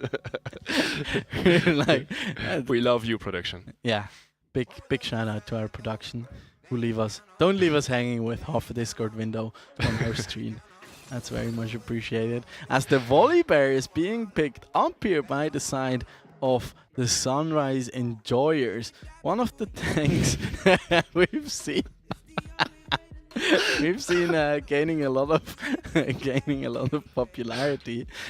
You also did not see that. Production just wrote us a notepad note. We love you too, and like quickly moved it in on the screen and then back out. So yeah, more jokes for us that you probably just are weirded out because why are these two clowns now laughing at their own jokes or whatever. As it's once again here the rumble for potentially Greenfire, but it could again be flexed to the mid or the top lane too. As Sunrise Enjoyers just go all out here. Once again, it will be hooks versus hooks. This time it's the Thresh for Joshido and the Blitzcrank for Phil or Feed. I have like a bad memory of a game Hook versus Hook. If we go back to Tuesday, I mean, that was quite the thing. Yeah, so let's keep our fingers crossed here that it will be a little bit cleaner. I mean, so far no orc needed. They looked very, very confident in their abilities here to close out that game. Maybe they can follow that up here once again with another clean performance. On the side of Sunrise Enjoyers, I mean, they could just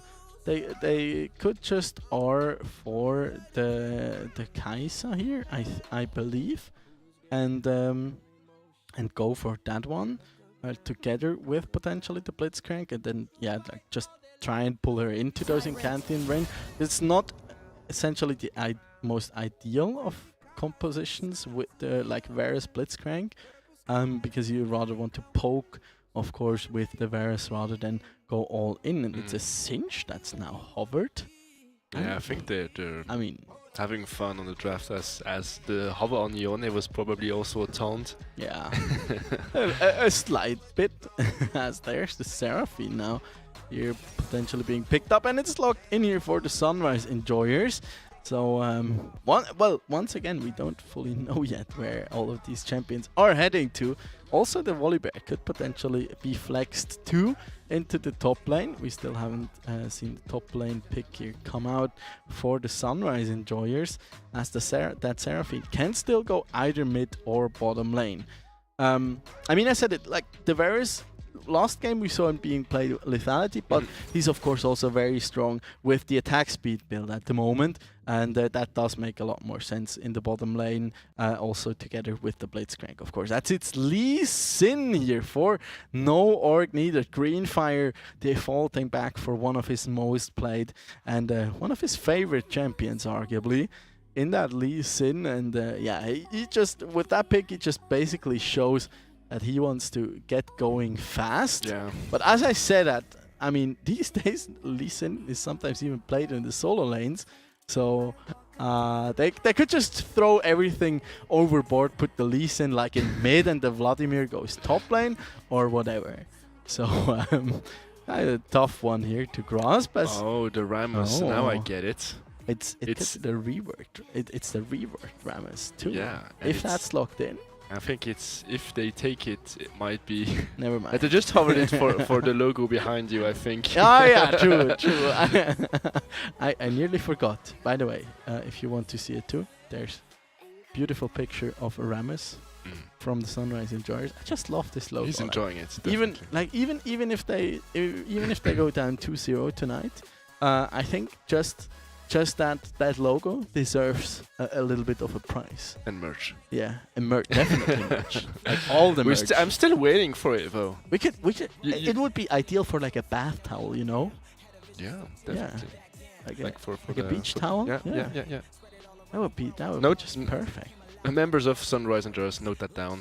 we have some good ideas. Oh here my going. gosh! It is actually the Vladimir in the mid lane and Bando taking the Lee Sin to the top. I mean, we've seen it come out more and more. I've seen it in a couple of streams that they are going for that Lee Sin more and more in the solo lanes with Eclipse mostly, just for that additional spell Omnivamp. That is, plus the shield, of course, which just benefits his quick burst rates so much. But like on the other side, that Vayne, we've seen what Quadra can do on that Vayne if he gets rolling, and that can certainly hurt them a lot, especially with how frail of a compositions they really have on no org needed. Yeah, again, I mean, yes, the Vayne was impressive, but it took some time.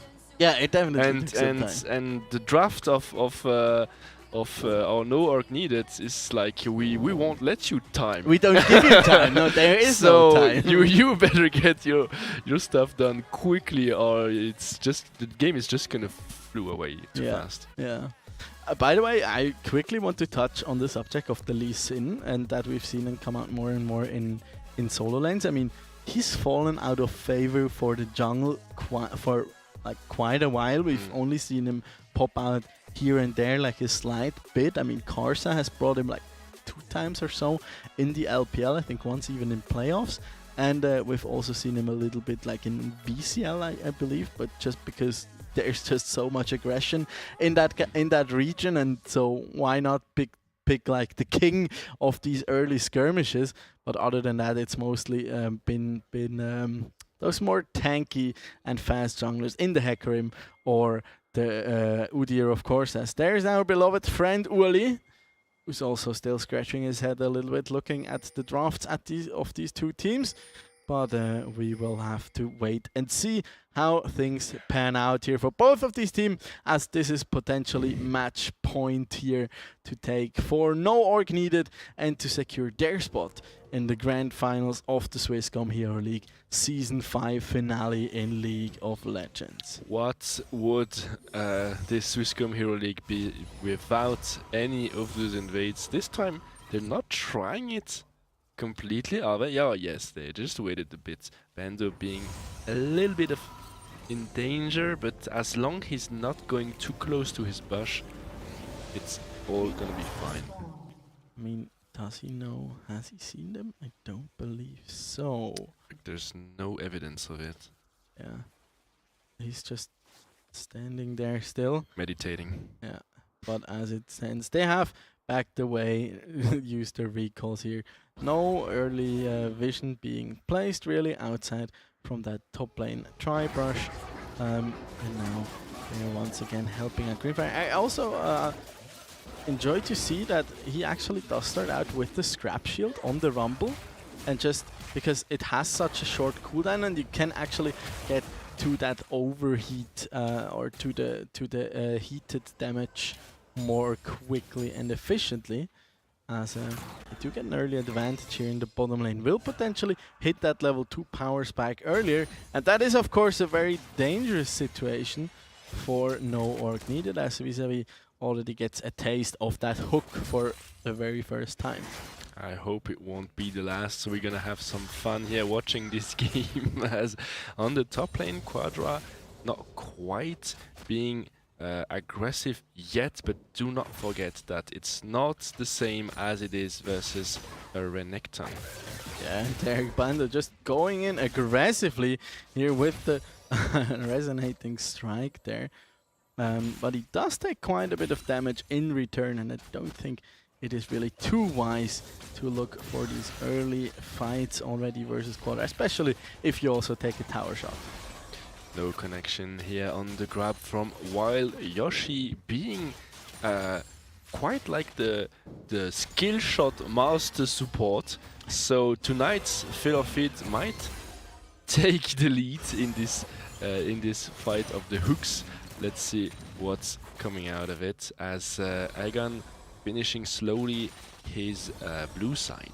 I mean, the thing with the Blitzcrank here, yes, it can really turn the tides of a fight quite quickly, especially if you land, that rocket grab onto a priority target. Quadra now flashing forward here, and hey, with the condemn, he takes the first blood there. That was a bit of a surprise there. Nicely done tracking these cooldowns from Lee Sin and just flashing after him and taking him out. Let's not forget what Quadra is able to do on his Vayne. Maybe Bando will regret a little bit his pick, trying here to come back, keep up with the farm, but that's a teleport. Probably might as well turn into a death again. Oh my gosh, shit, another terrible. What is this? I mean, we Greenfire, are you really sure? Are you sure about that? Think it through before you go in there.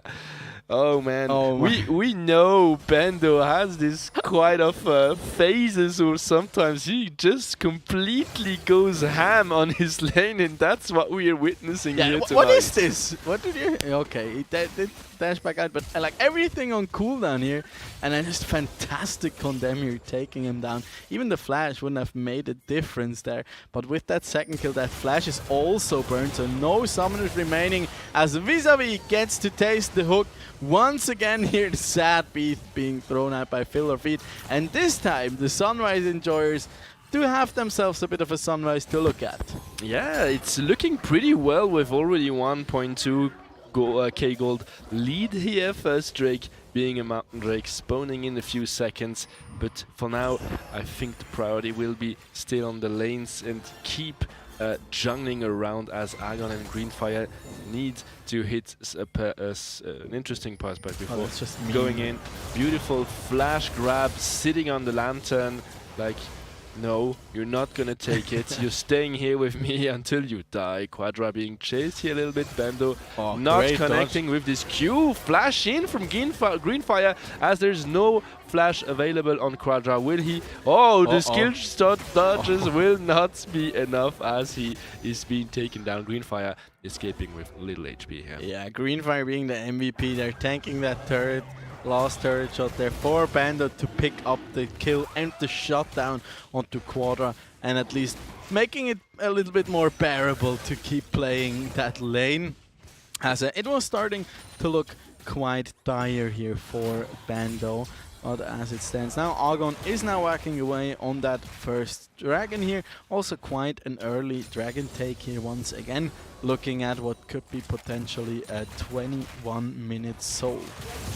I'm quite surprised how Quadra is so far behind in farm. I think he was more busy hitting auto attacks on Bando rather than farming, as he is quite almost 20 CS behind. Yeah, there we see that second kill come out again here. Yeah, I mean, there's just no way for Bando to get out of this, and then with flash. this condemn, that sucks. That hurts. Yeah, when you're like, oh yeah, I got this, and then the condemn flies after you, and you get... I mean, I'm not even sure whether that killed him, because he got knocked against the tower or the wall there. But overall, of course, quite an unfortunate situation here for Bando, as Quadra is still in very heavy control of this lane. And I mean, the Lee Sin is quite the all-in pick. If you're not able to burst down your opponent quite quickly, as there's the Dragon's Rage, and he does get knocked away. Can Quadra bounce back? Close. As the Conqueror procs just in time to make this powered up auto attack, finishing the kill here. Little roots on apples, no big deal so far. Gotta be honest, I like the Vladimir into the Seraphine, because she doesn't really have much kill pressure against him, so he can just farm up, get to those 1, 2, and potentially even 3 item power spikes. He can also sustain up quite handily, and yeah, kind of match her push as well. And then, in case it's needed at 25 minutes, just destroy the back lane. Yeah, also Quadra here not using that ultimate, and Yeah, could have maybe waited a little bit more for that condemn. Maybe got a bit nervous, because what you want to do in this case is like when the Sonic Strike lands, before he can activate the Resonating Strike, you want to use the condemn, because if the Lee Sin does not land on you, it also doesn't do the execute damage. Careful here, Quadra being subject to a bait that Bando is playing brilliantly as Greenfire is joining in. Not too late, he is! No, that's terrible. The timing was... That's question mark pings onto Greenfire, as he will also probably pay with his life here, even donating a red buff over to Quadra. Assume is now in a bit of a pickle here. Oh, that's a terrible Apple trade says, at thank this you very top much. lane. Yeah. Yeah, that's just not what you want to happen. At least Apples does get something in return here. Great roam there by Wild Joshi. Look at this Greenfire, he's just chilling there and is like, no, I'll wait a bit. Yeah, just bait him over here, And Quadra deals so much damage already. And Greenfire is just probably banned at this point. He's just like spam question mark pinging his jungle and be like, dude, what the hell? Well, I can understand that that Quadra wasn't far enough from the tower before trying to engage, as we have Aegon dying here up, trying to get the Scuttler. I think he just took it, yeah. Yeah, it looks like Joshi, he's had enough of the bottom lane now once to get involved into some action all around the map. And yeah, just with two fantastic roams here, securing 2 kills back to back for his team. Aegon also using that ultimate there in order to escape and get out of harm's way, as Bando might just die again. And this is just one of those Bando moments, I think, as can he turn it around? Never mind! He did! He won the time needed to get the cooldowns back and heading right into the fight again, taking the kill on Quadra. That's a ping pong there on the top lane. Yeah, definitely so. I mean, the Dragon's Rage, they're right into the face, getting out of the fog of war to dodge away from these auto attacks from Quadra. And then just turning it around with that Dragon's Rage. We can have a look at this again. Final hour is popped here by Quadra, but he is slowed. And then, yeah, great flash here. And at this point, I mean, I get that you want to go for the kill, but in this, it's like the Lee syndrome, but on the vein, you know? Like, I see the kill, I want it now. But it might not always be the best ideas. Aegon has made his way into this bottom lane brush here. Nice chance of corruption. Again with a beautiful bait from Wild Yoshi, allowing Vis-a-Vis to bring Fear of It quite low, not enough to take the kill. Aegon being here under heavy fire. It's damage just gonna be enough to take a kill. Careful, Greenfire just hook. Going under the tower? He got hooked there by the okay, Blitzcrank. my bad, I didn't see it. I was wondering, maybe he just tunneled vision. He felt himself. I mean, he did flash forward, but it actually did make quite a difference as a zoom. Okay. That's a flash used there. No immediate results. No, that's maybe long-term investment. Long-term investment to your own death warrant, maybe. As Filler Feed is heading forward there again, throwing out the sad puppy. I mean, we're just approaching the 12-minute mark here, and there have already been 12 kills, one every minute. Wow, as look is at now double channeled. Teleport and Greenfire coming from his own jungle. There is no escape for you, but you might still get a kill. Mean, Filler Feed, he just got the kill onto the Jinx. That's and even so though expensive. She burnt the heat, he was just chilling there under tower, complete BM mode, and then that's what you get when you... Oh no. When you got used, 2 teleports used to just get the kills, you don't want to transform this in a 2-for-1. Yeah. It looks like, so far this game in a nutshell is like, the Sunrise Enjoyers, they have learned their lesson. Okay, we need to shut down Vis-a-Vis. They did that fantastically so far. But in the meantime, they forgot that the mid lane exists, and now they have a 4-0 Vladimir against them. So once again, more or less the same treatment that will await them here with that pretty fat Vladimir. And I think up in the top lane, yeah, I want to see what up. Oh, okay, he got him with the ulti there. And a great piercing arrow actually from Snoostiff as well. And then there's like top lane where Quadra and Bando, they just have their own parallel game. Yeah, it's like a whole different thing. They're just playing their little 1v1 up top there, trading kills back and forth. And I mean, you can see by the CS numbers that both of these players, they've been dead for quite a while this game. Yeah, you can see that for now the gold is in favor for Sunrise and Jers as there's a fight in the mid lane. Agon being forced to use his ultimate. Another one coming from Zoom, but it's not going to be enough as the ultimate of Vis-a-Vis dealing so much damage and allowing Apples to go for his 5th kill already. And yes, you might have been now in a gold lead, but you do not have a secret weapon that is slowly charging 5-0 for now, and that you're gonna feel in a few minutes. Yeah, super mega death rocket there, holding true to its name as the chains of corruption do not connect right there. In the meantime, Quadra getting another kill onto Bando. I can only guess what happened here. Probably him just running down the Lee Sin once again. But yeah, Vis-a-Vis they're helping out with that cross-map ultimate underneath the tower, but also a great gank just overall from no orc needed when they punished Agon for that Herald. That's gonna melt fast, I bet. Oh, not that fast, although, but yeah, with Greenfire being here for backup, it's no difficult task here. It's just unfair. 2v1. What is this?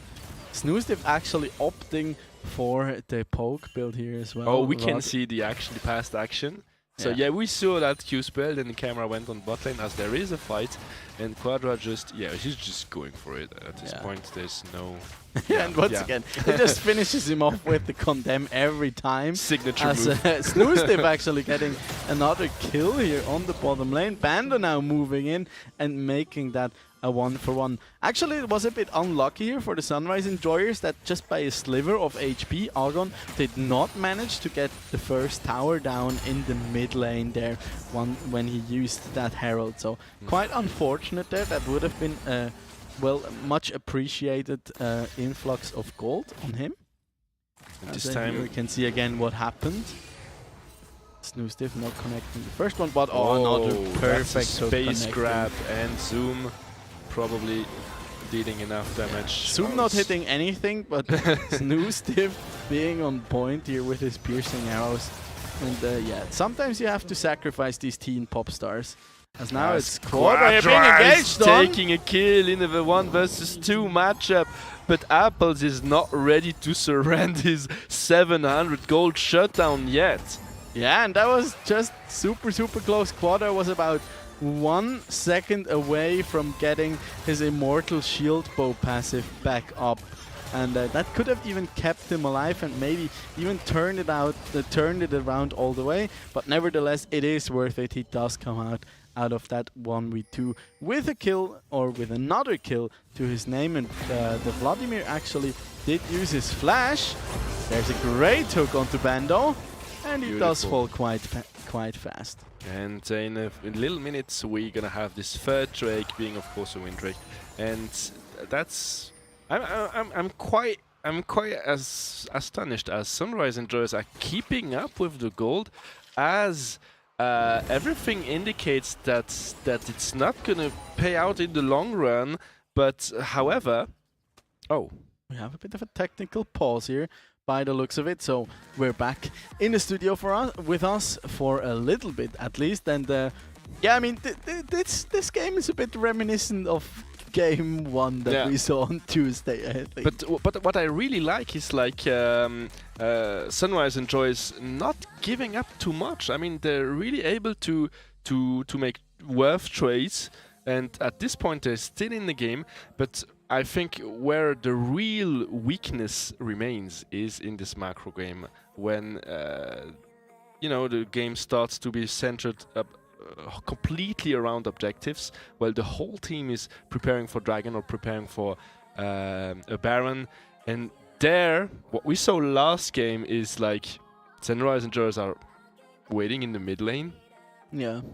eventually looking for something potentially quickly rewarding, and of course no org needed is planning, is preparing the side lanes, pushing, and then being available for teleport if anything happens. And we're not there yet, although it's 17 minutes. What we It doesn't only feel like had, 17 yeah, minutes. we only had like little skirmishes Yeah, for now. but I mean those have added up to already 24 kills, so it's like it can be quite tricky in these kind of situations to properly like analyze the situation, because the game is so accelerated in these kind of situations, because there's just so much more gold on every single player, because they've just been trading kills back and forth, like say a lot of gold, except on Zoom, who's also for some reason decided to go with a Seraph's Embrace in this for this one rather than the Moonstone Renewer. I mean,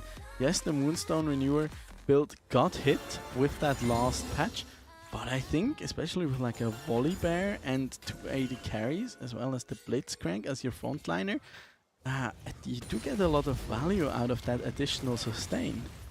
Because especially especially Apple's Vladimir really wants to look and essentially assassinate that backline, and if you have some form of healing come in there or fill or feed. Apple's going in on Fear of Feed, using quite the resources here to get a kill. It's done. Done deal. Agon being very low, but careful, it's not over yet as Quadra and Snus are joining the fight. Zoom being completely out of position. He cannot help his teammates for now as Bando is coming in.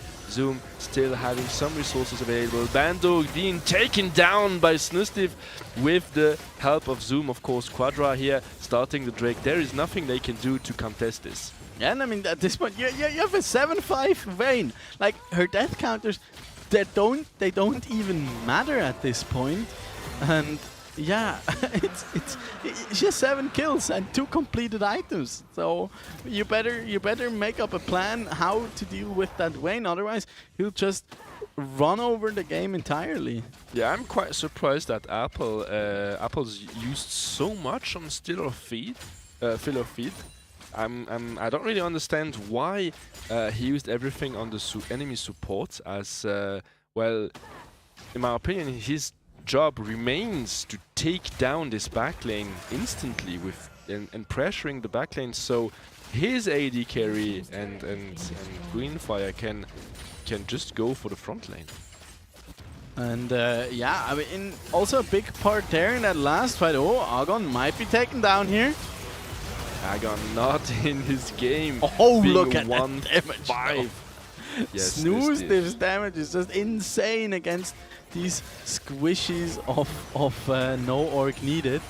And yeah, I mean, the big part there in that last fight was also that the fact that Appleseed did lose his shutdown there, and I think it went over to, I'm not sure whether it went on Snoostiff or onto Quadra. But nevertheless, I mean, losing that shutdown is a very big part, and the Sunrise Enjoyers, they have the gold lead now, up about 2,000 gold here after 20 minutes into this game, as we have another look here at this replay. See, ultimate from Greenfire, ultimate from Apples, both being used single-targetly on the support is quite questionable in my opinion. And now there's nothing left, actually, to take the enemies down. Snoostiff did get the kill, and also quite questionably. I mean, Bando going in against. He's like blindfolded. I just need this. It's between you and me. We have Quadra staying alive here once again, and Apple's all on his lonesome there. Will fall. There are too many shields for him to break through, though. That's another kill. 2 kills onto the counter of the Sunrise Enjoyers, and they're setting their eyes onto the Baron. Couldn't really see what happened first, but this is a secured Baron here with probably an even further gold league at the end of it, as we have some good vision, or almost no vision, from both teams here. Yeah, there we go. They are greeting a little bit.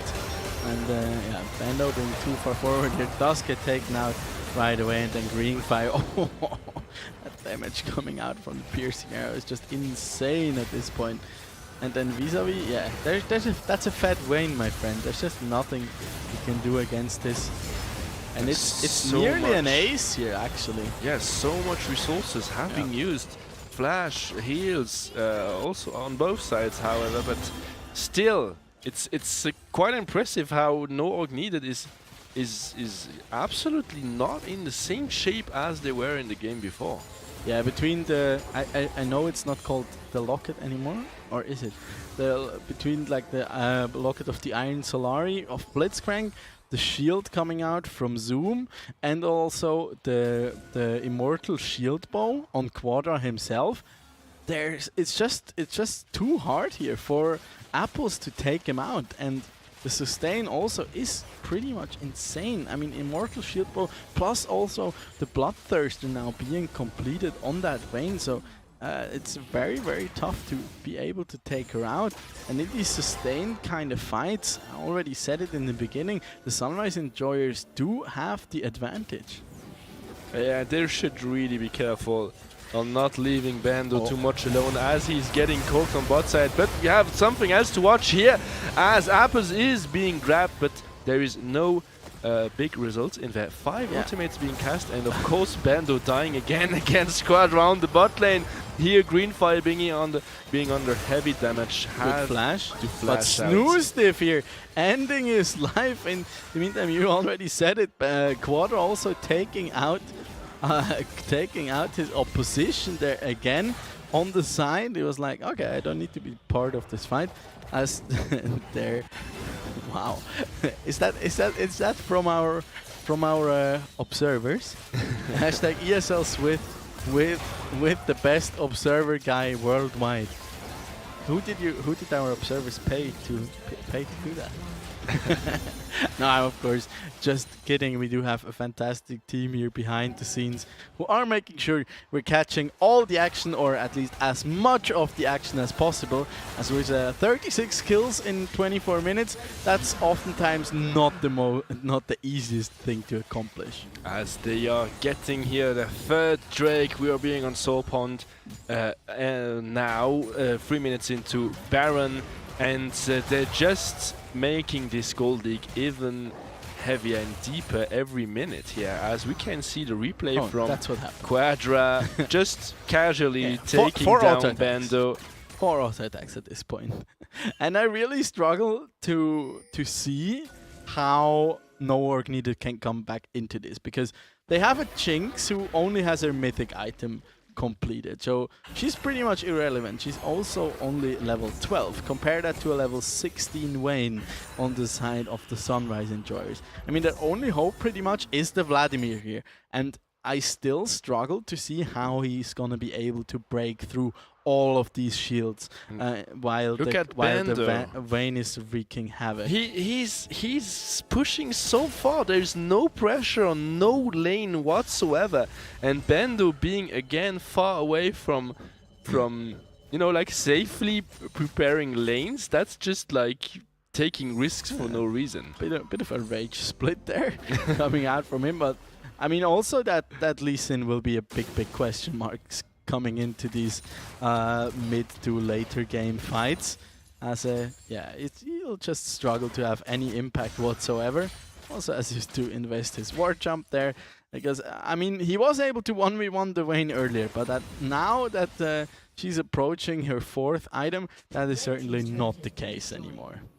The red team lost here a turret on the bot lane. Finally, the mid hasn't been open yet from the side from No Org Needed, and I think at this point they're really suffering from Sunrise Enjoyers being able to take their place into the jungle, having good vision. And if you look closely, there is no vision possible here around the Baron pit for now for No Org Needed, as Sunrise Enjoyers are really playing this out very well.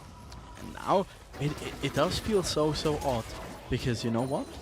we haven't seen a kill in about 2.5 minutes, and I don't think that has ever happened in this second game here ever since like the 3-minute mark. I think they will. Maybe they just took 2 minutes pause, but they will recuperate. Yeah, it's later on, no problem. like chill, guys. We need a bit of a breather here, as the Baron is spawning in 30 seconds, and they are just pushing out the waves accordingly here. Also have quite a bit of vision set up already. Maybe we can toggle that real quickly here from our observer side, as it's pretty much heading into the dark here for no org needed, and into a blitzcrank. That can be quite dangerous. Yeah, but now we finally have this preparation around one objective, and you can see Bando being pushing on the sides, Apples defending the push from Quadra, and there are 4 members around the Baron pits. Okay, they might start it, but there is a teleport ready on Bando, so they might as well just contest it, trying something here and getting a very important fight. He's ready to TP in, I think so. Ultimate has been cast here from Greenfire. It's too late. Just gone. It's just gone. You waited too long. Quadra being in trouble here. Fear of Feet getting out, and it's a kill here on the carry. This time there's no more Quadra. There is no need for Bando to joining in this fight. That's incredible. 4 versus 5.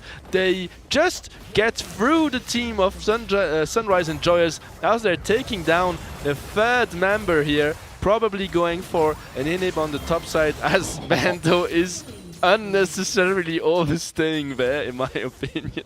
With the enhanced banner and recalls there, they do get back into the base.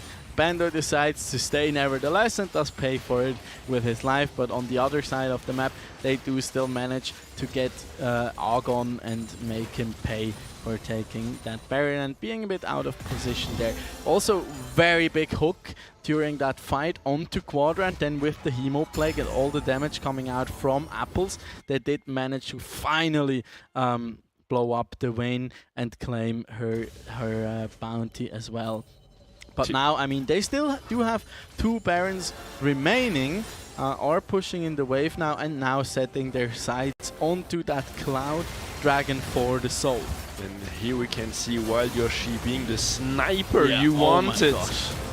Well, Quadra maybe being also a little bit out of position here, but definitely beautiful fight. We can see the Drake is being contested here. The ultimate from Greenfire splitting still Phil of Feet from his team. Quadra being alone again. That's very dangerous. He's taking so much damage. Just get taken Dying out. to Bando, but careful, it's look not at over Argon. yet. Oh my gosh. Argon being a monster, absolutely here. Greenfire trying to take Apples the trade. versus the world. Oh my gosh.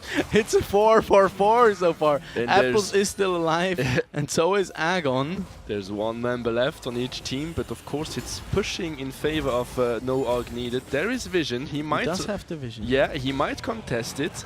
However, it's very dangerous, as there is not enough health on him. Not sure if that Sky Splitter was the best idea. They're helping Apples to take out the dragon and denying the soul here for now, at least. Apples now looking for the volley bear, but it does get out within due time. So 4-for-4 trade around that Baron. Worth it, definitely, for no org needed in this scenario. Let's look at the positioning again from Quadra, being one of the first dying. Look, he's dashing in aggressively, being absolutely alone in front of the enemy team. Dying to the ultimate of Bando, not just being he purposefully ran into them, like into 4 people. I mean, was he like realizing, oh damn, we're starting to win this one, so I have to make sure to die and make sure that we don't win this fight. Yeah, heading into 4 people might not be the best idea, even if you have 8 kills, 4 items, and you're a Vayne. That's very dangerous here, coming from Sunrise and Joyous. There's almost no more this huge goal lead we had. We were close to 10k and now it's only 3. Careful grab here from Phil or Feet that is not being followed by anyone. Careful, it's a 5-man versus 5 again. Greenfire being caught this time. There's no time for them to follow Agon going 1 versus 2. That's no big deal for this bear. But now it's reset time.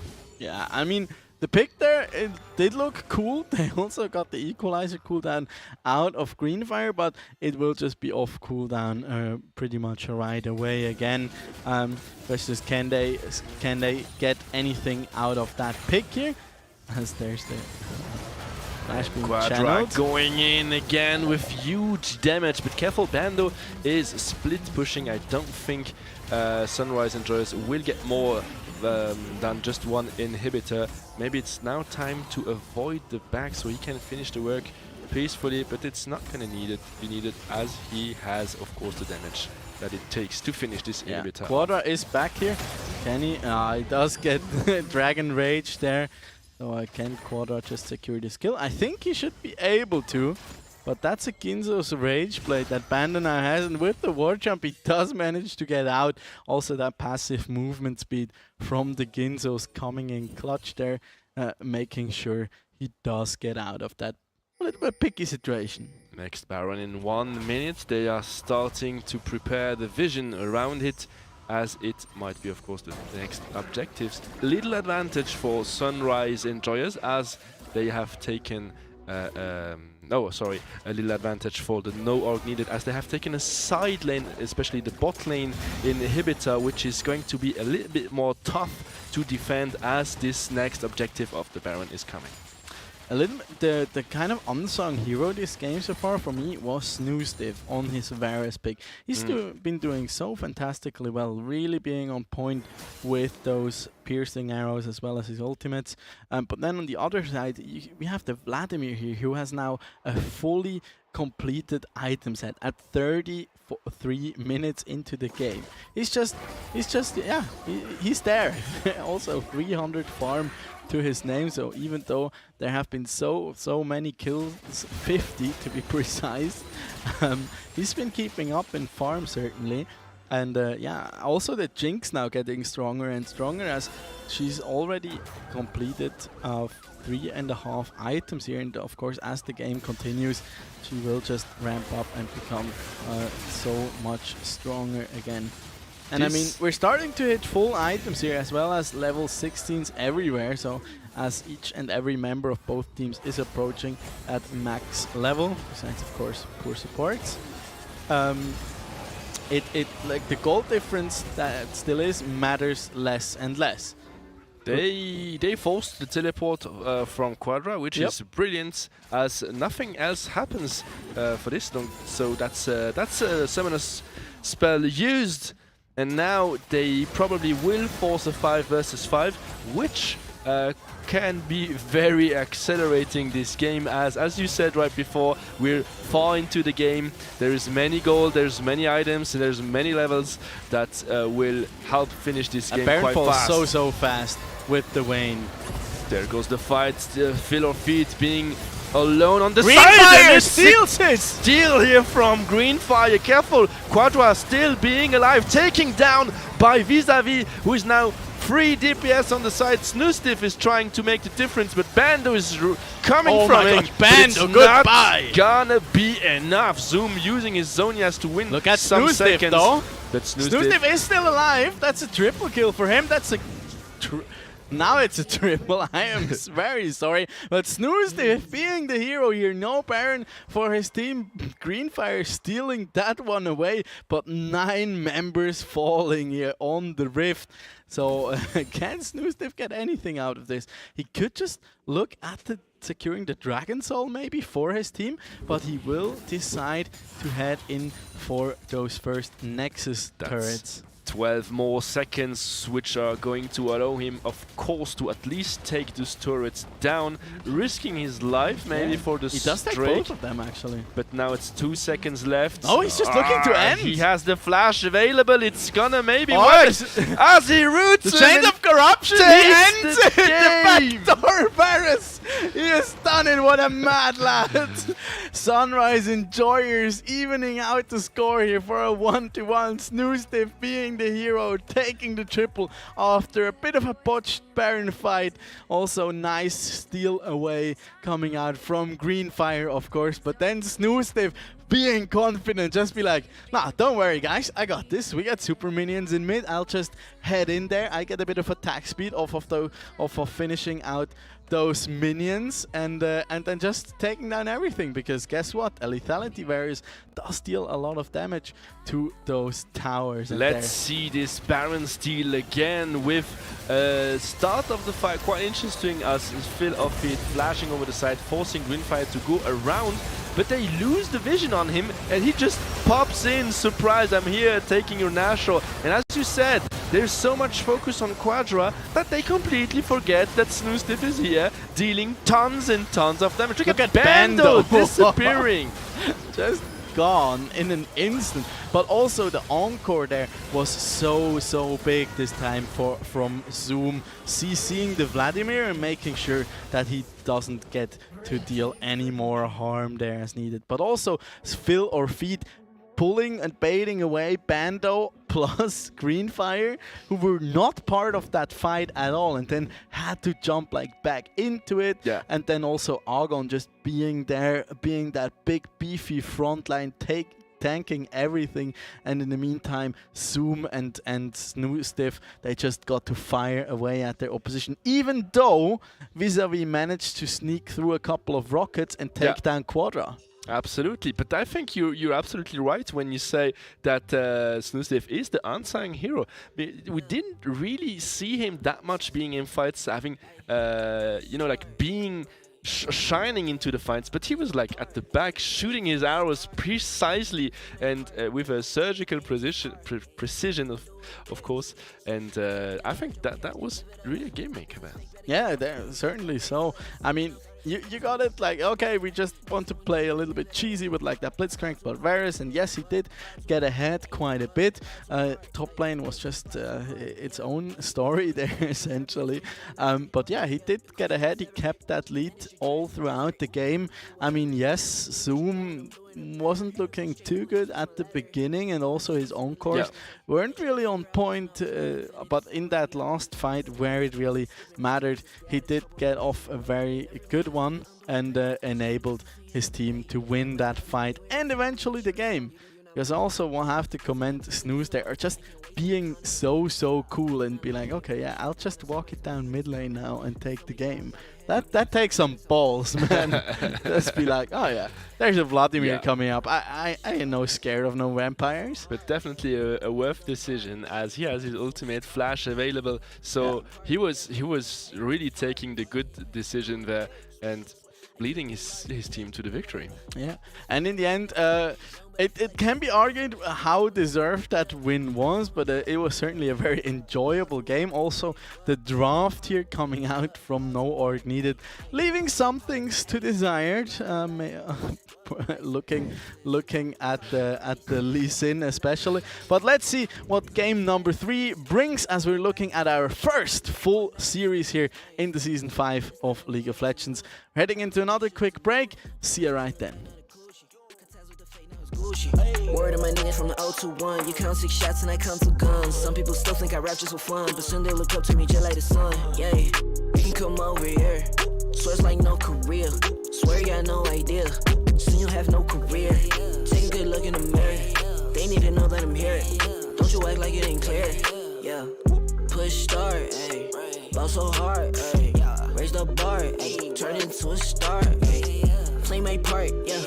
I aim too far. I do it big. I keep it large, okay. Live it up. This is fake, better give it up. Young, but I feel like I've seen enough. Numbers going up, better keep it up. Ain't slowing down, better live it up. About too hard, ayy. What? About too hard, ayy. What? About too hard, ayy. About too hard.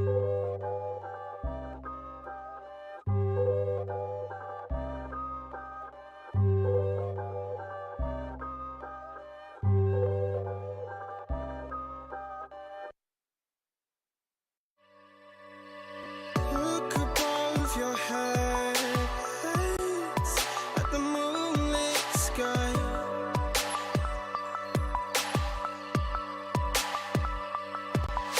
The stardust drips and shines brightly in your eye.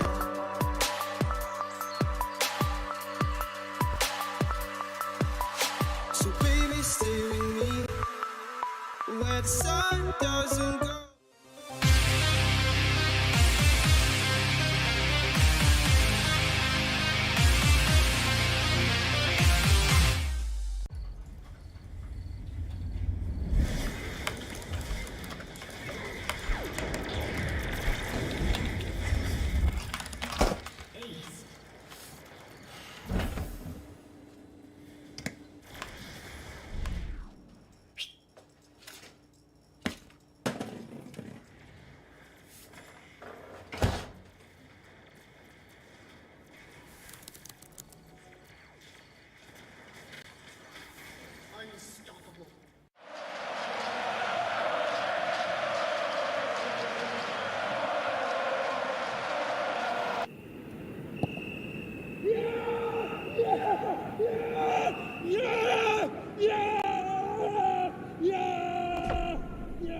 Start your esports career now at play.eslgaming.com.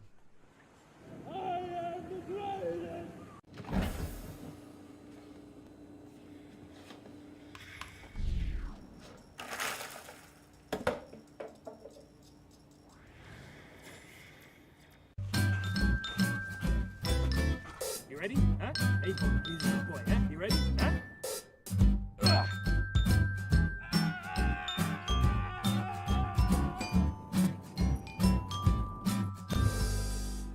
Start your esports career now at play.eslgaming.com.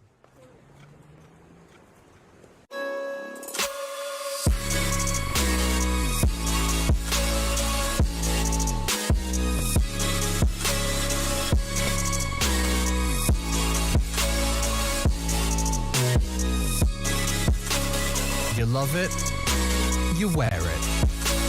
What's your style? Get your merch at shop.eslgaming.com.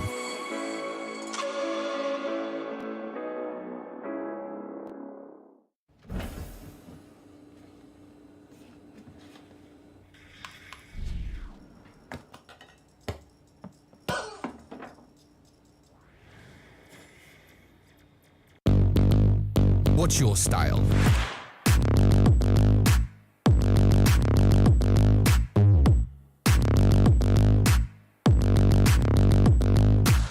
Get your merch at shop.eslgaming.com.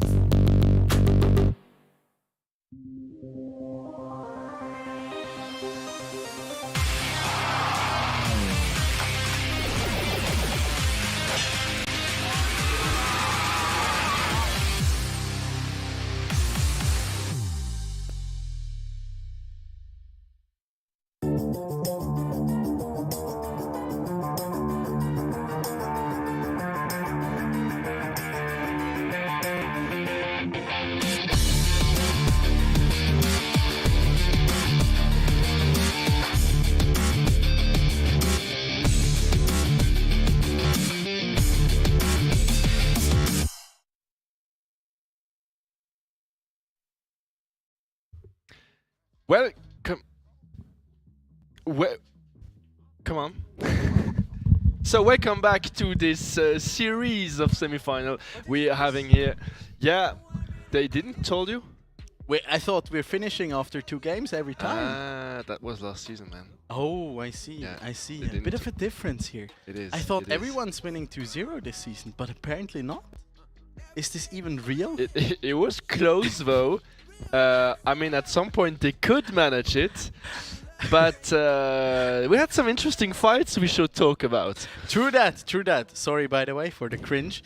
And yeah, certainly so. Talking about cringe, that game also was a little bit on the, how do you say, like on the Fiesta edge. It fits. Yeah, it fit together perfectly well. I mean, the end was just also really fitting to that second game there. I mean, we basically had 3 things happening parallel in this game. We had a Vladimir who was just getting super fed against a Seraphine that didn't really have any impact for the first 30 minutes of the game. We had a bottom lane where the poor Vis-a-Vis just got put behind continuously more and more. And on the meantime, Snooze Diff getting fed on his lethality wares. And then we had Vayne versus Lee Sin 1v1 in the top lane, who were just playing their own game. And then at some point everything came together and it got really, really messy. Yeah, let's head right into some replays as we have here one of the Baron fights where actually Bendo was going for the inhibitor and 4 versus 5 here, no AUG needed, managed to take so much as they are only 4 men.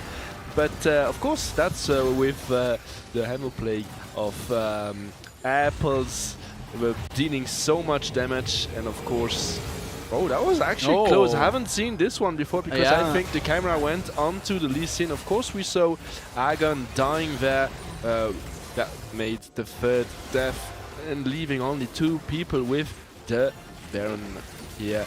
And the last this was fight, that last big fight here. Yeah. Killer Feet pulling them up here with that flash, had to get out, and then it was just Joshi and Apples here basically against the backline of, oh yeah, that rocket was very nice there onto the Vayne, making sure she falls.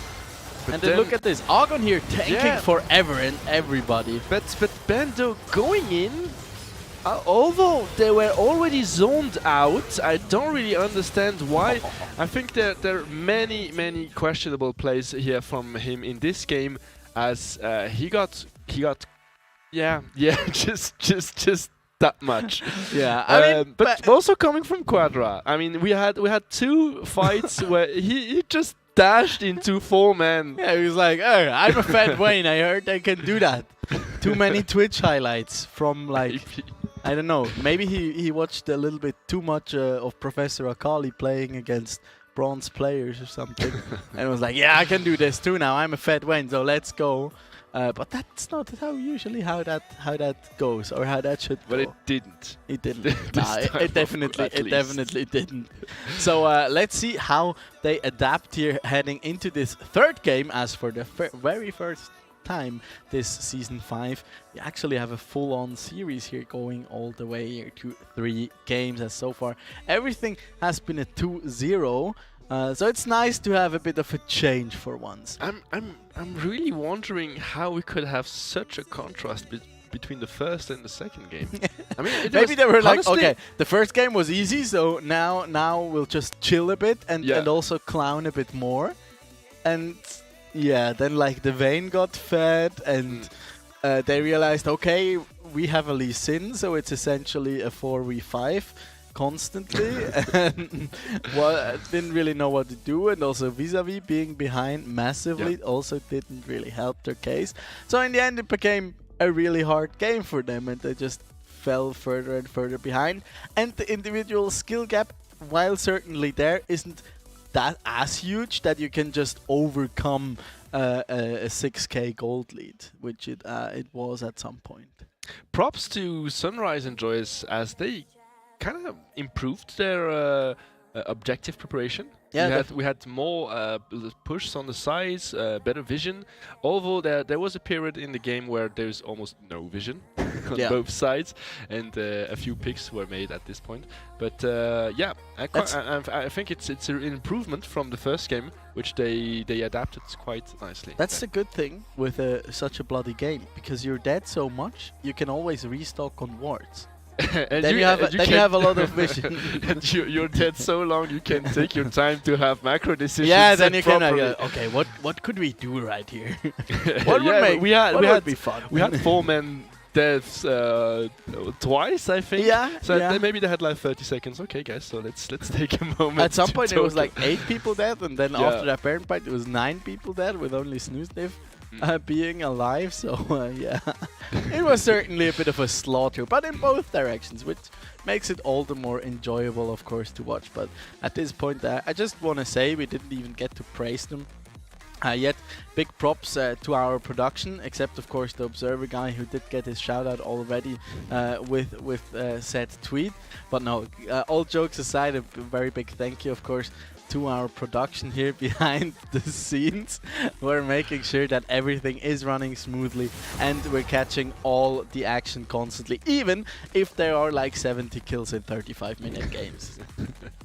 As we head into the pick and ban phase with starting, of course, with the Udyr, and it's going quite fast here. Seraphine being banned next. We don't want to see this again. I can understand. Yeah, same but different here a little bit for these bans at the very least for the beginning. Sunrise Enjoyers now on blue side here again. Really want that first pick here by the looks of it. I could imagine them going for the Morgana again as a first pick potentially, just to make sure to secure that and then still be able to flex that around. We've heard it from Snoostiff last time, you can put it in the mid, but if the enemies lock in something like, for example, that Nautilus that we've seen come out already from Joshi, or also a Thresh, the Morgana is just a fantastic answer for that with her Black Shield.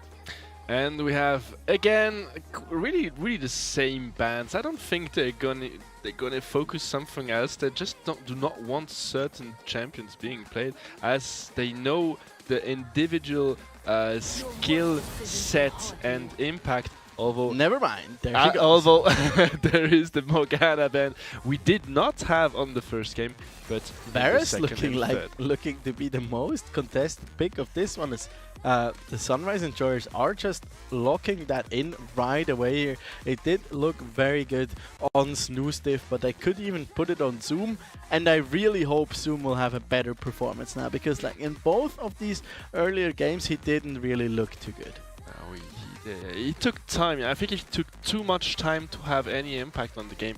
On the last fight, of course, we saw some interesting damage, of course, coming out from this Seraphine, but it took quite a while before it was the case. Yeah, certainly so. And there, see the Ashe that's now hovered. Once again, they do get the Thresh locked in on the side of no orc needed. While Joshi did certainly look good on that one. Not quite as strong as on his Nautilus, I'd say. I'm also a little disappointed that we won't see his Lux this time, while Argon opting for that Volibear here once again. So they're looking to run back their comp from that successful game here once again, as it's the Blitzcrank here that's hovered.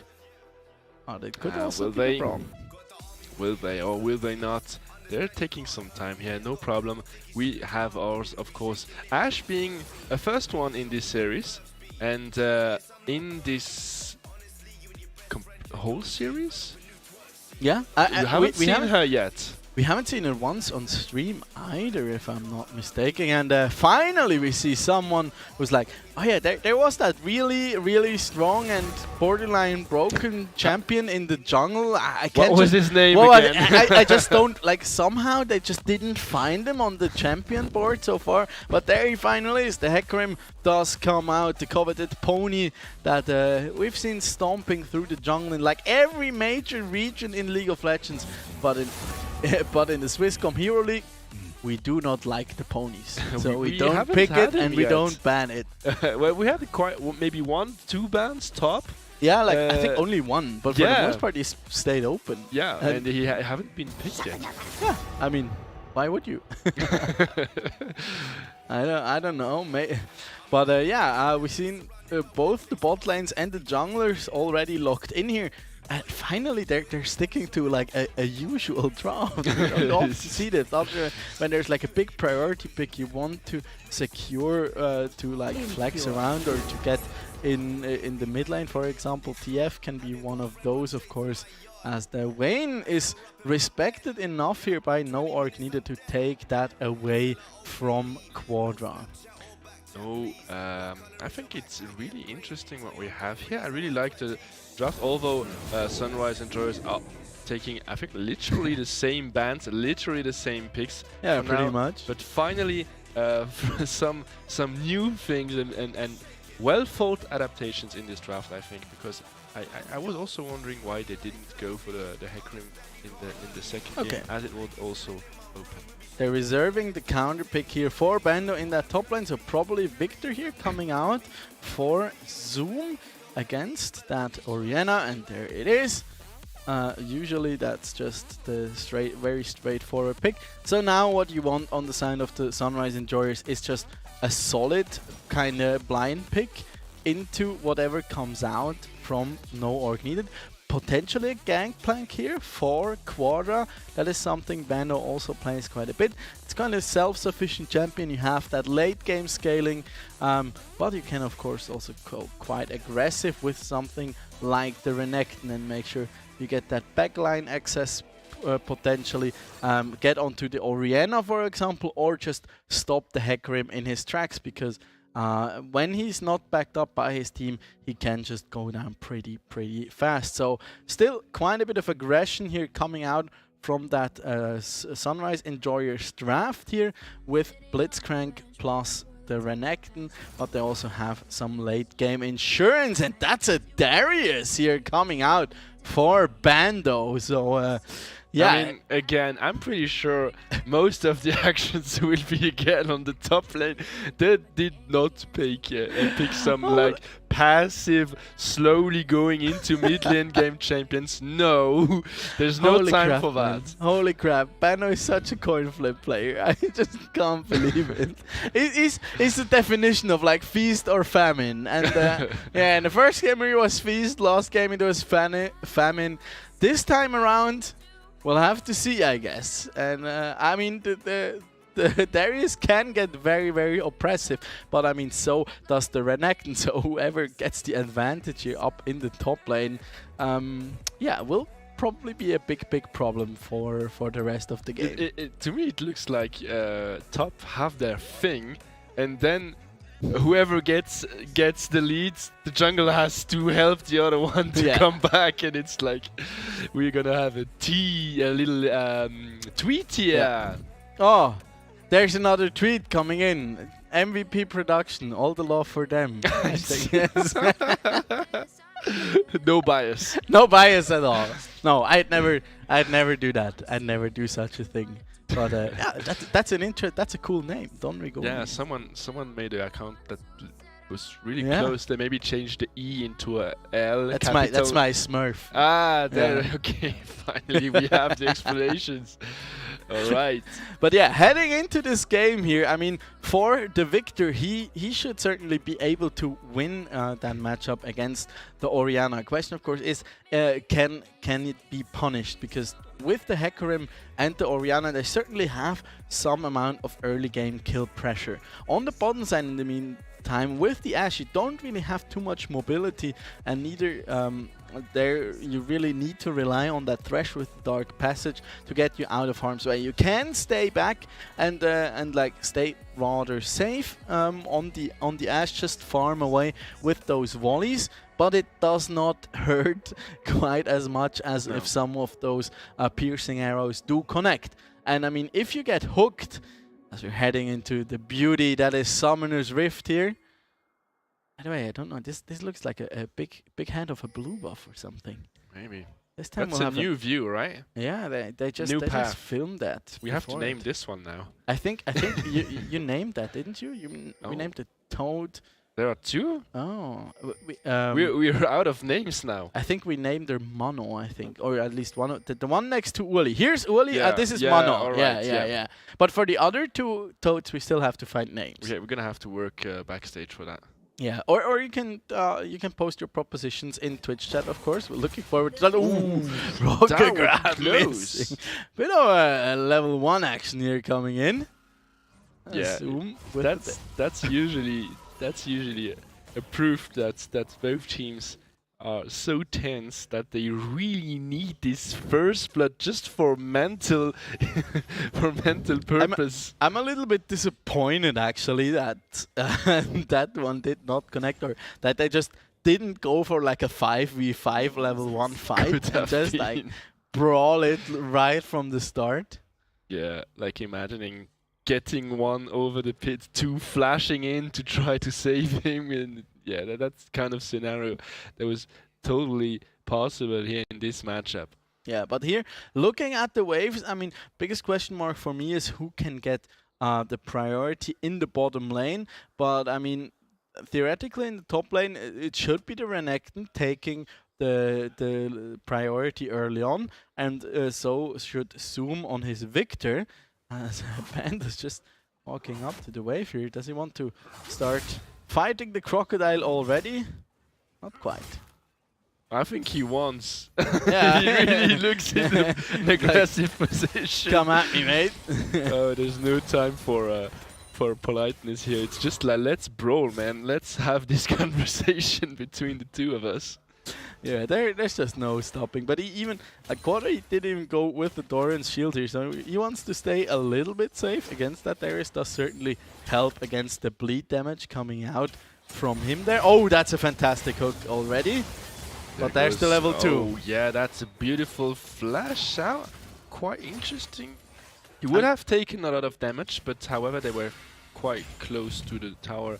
But with, of course, the minion wave pushing at the first level, it's quite the damage what they can cause. I have to go back here. I called that a good hook. It was not a good hook because they were just about like Phil or Feed apparently wasn't aware of like the wave state right there and didn't see that the sign of no org needed. Were just about to hit level 2 and then still went for the hook. So they did hit level 2 right off that last minion there dying, and that put him at a disadvantage and did cost his AD carry his flash.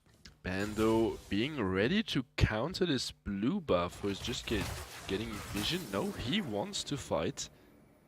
At least he wants to dissuade this blue buff, wasting a little bit of time. How much is he willing to lose in that top side? Yeah. Look at. I think it's really. There's the smite coming in, and now Bando in a 2v1. You won't win that, mate. He'll just. Oh, that's a big heal there coming in out for him. That's a first blood from Greenfire, bending, knowing What perfectly is this? well He how turns it around. he knows perfectly well how much he can take, and that's what you get when you don't believe in Bando. But honestly, how close were we? How could you believe in Bando in that situation? How close were we to an actual complete int here? That Q was just so huge there. And now it's a double buff Darius in the middle of a wave though, but that's a fully stacked passive onto Quadra, who invested his TP there as well. Bando does still have his flash, by the way, but so does Quadra. Agon going in, flash from Wild Yoshi to save his AD carry. Nonetheless, he still has to flash as well, which makes this action quite priceful and expensive. Yeah, the Ignite has not been used yet though on Phil or Feed here. There we can have another look here at that replay. I mean, but honestly, that's really impressive. How well he knows the limits of his champion. Like, yeah, keep hitting, no problem. My jungler's coming in. Boom! I'm getting 235 health back, and there's nothing you will do against my jungler taking a little bit of gold here. That's just so much adding insult to injury right there.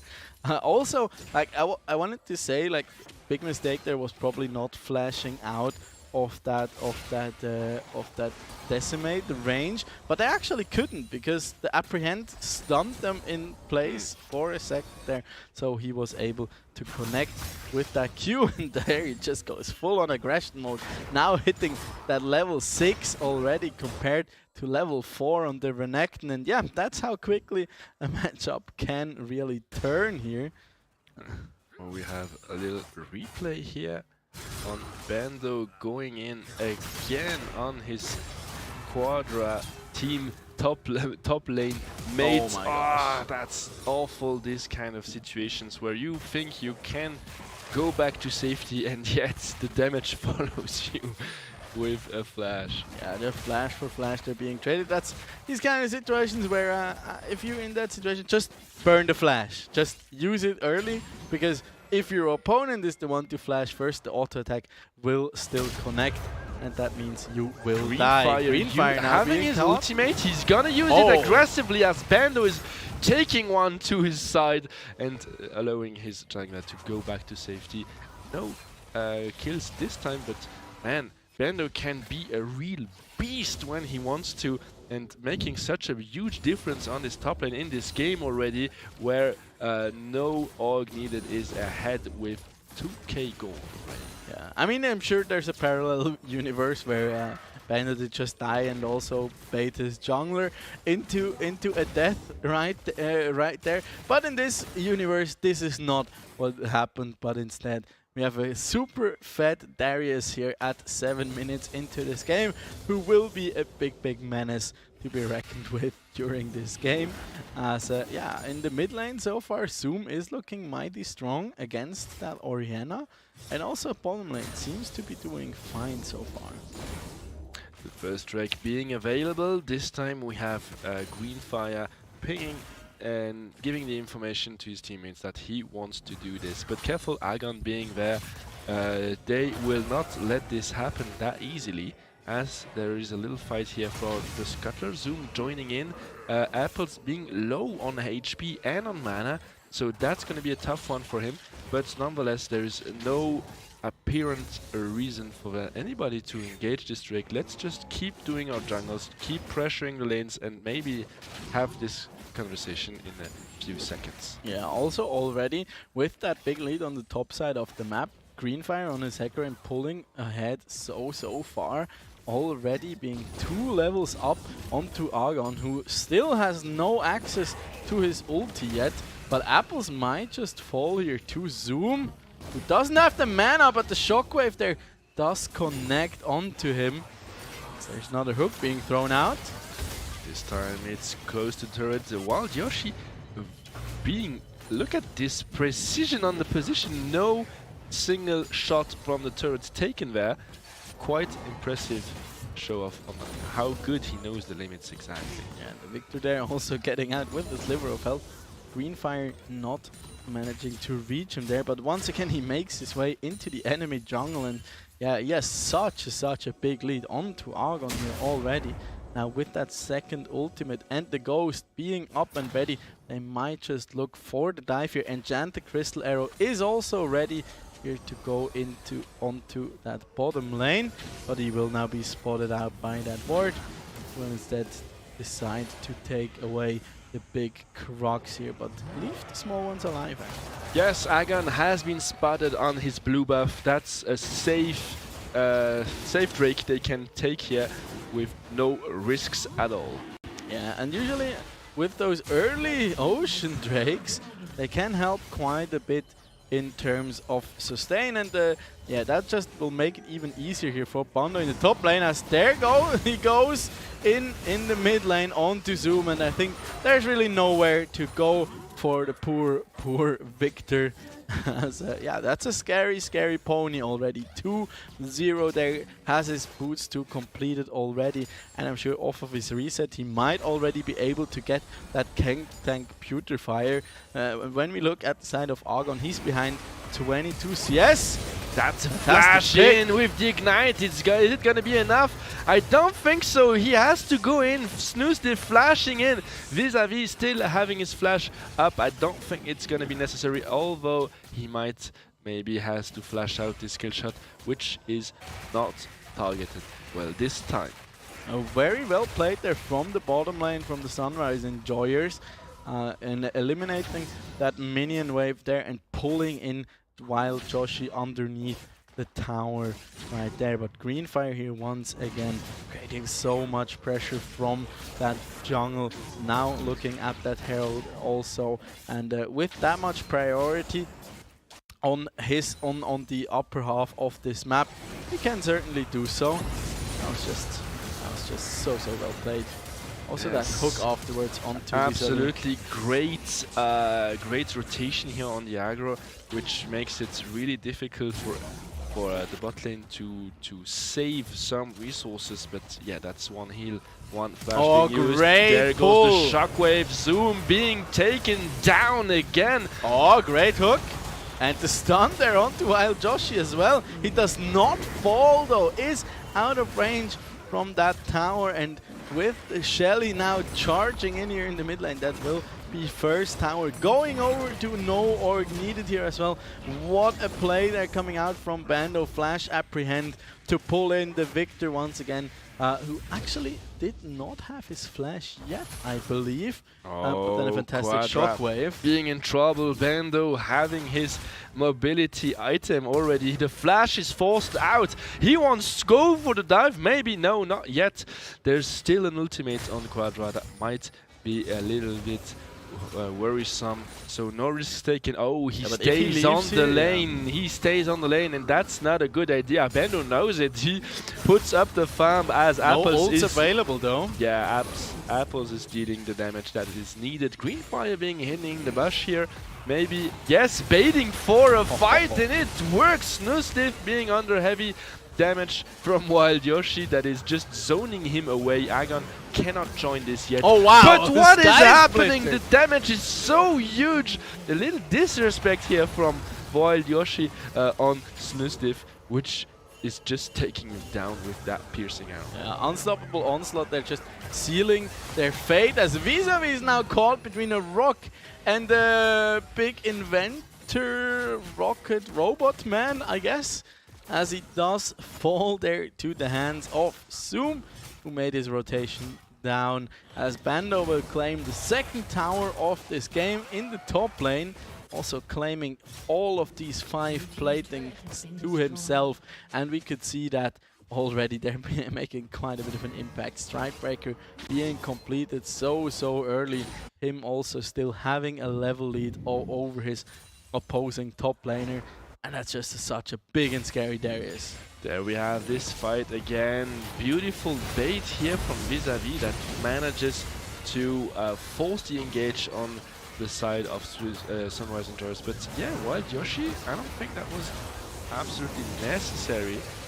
Yeah, I mean, I think he just simply didn't expect the damage there to come out with the piercing arrow plus the Sky Splitter. And Sky Splitter from the Volibear does so much damage, and we can see it there again. And Vis-a-Vis also getting caught out by that ability. Argon, by the way, nicely dodging the unstoppable force. No, the charge, the E charge from the Hecarim with his own ultimate.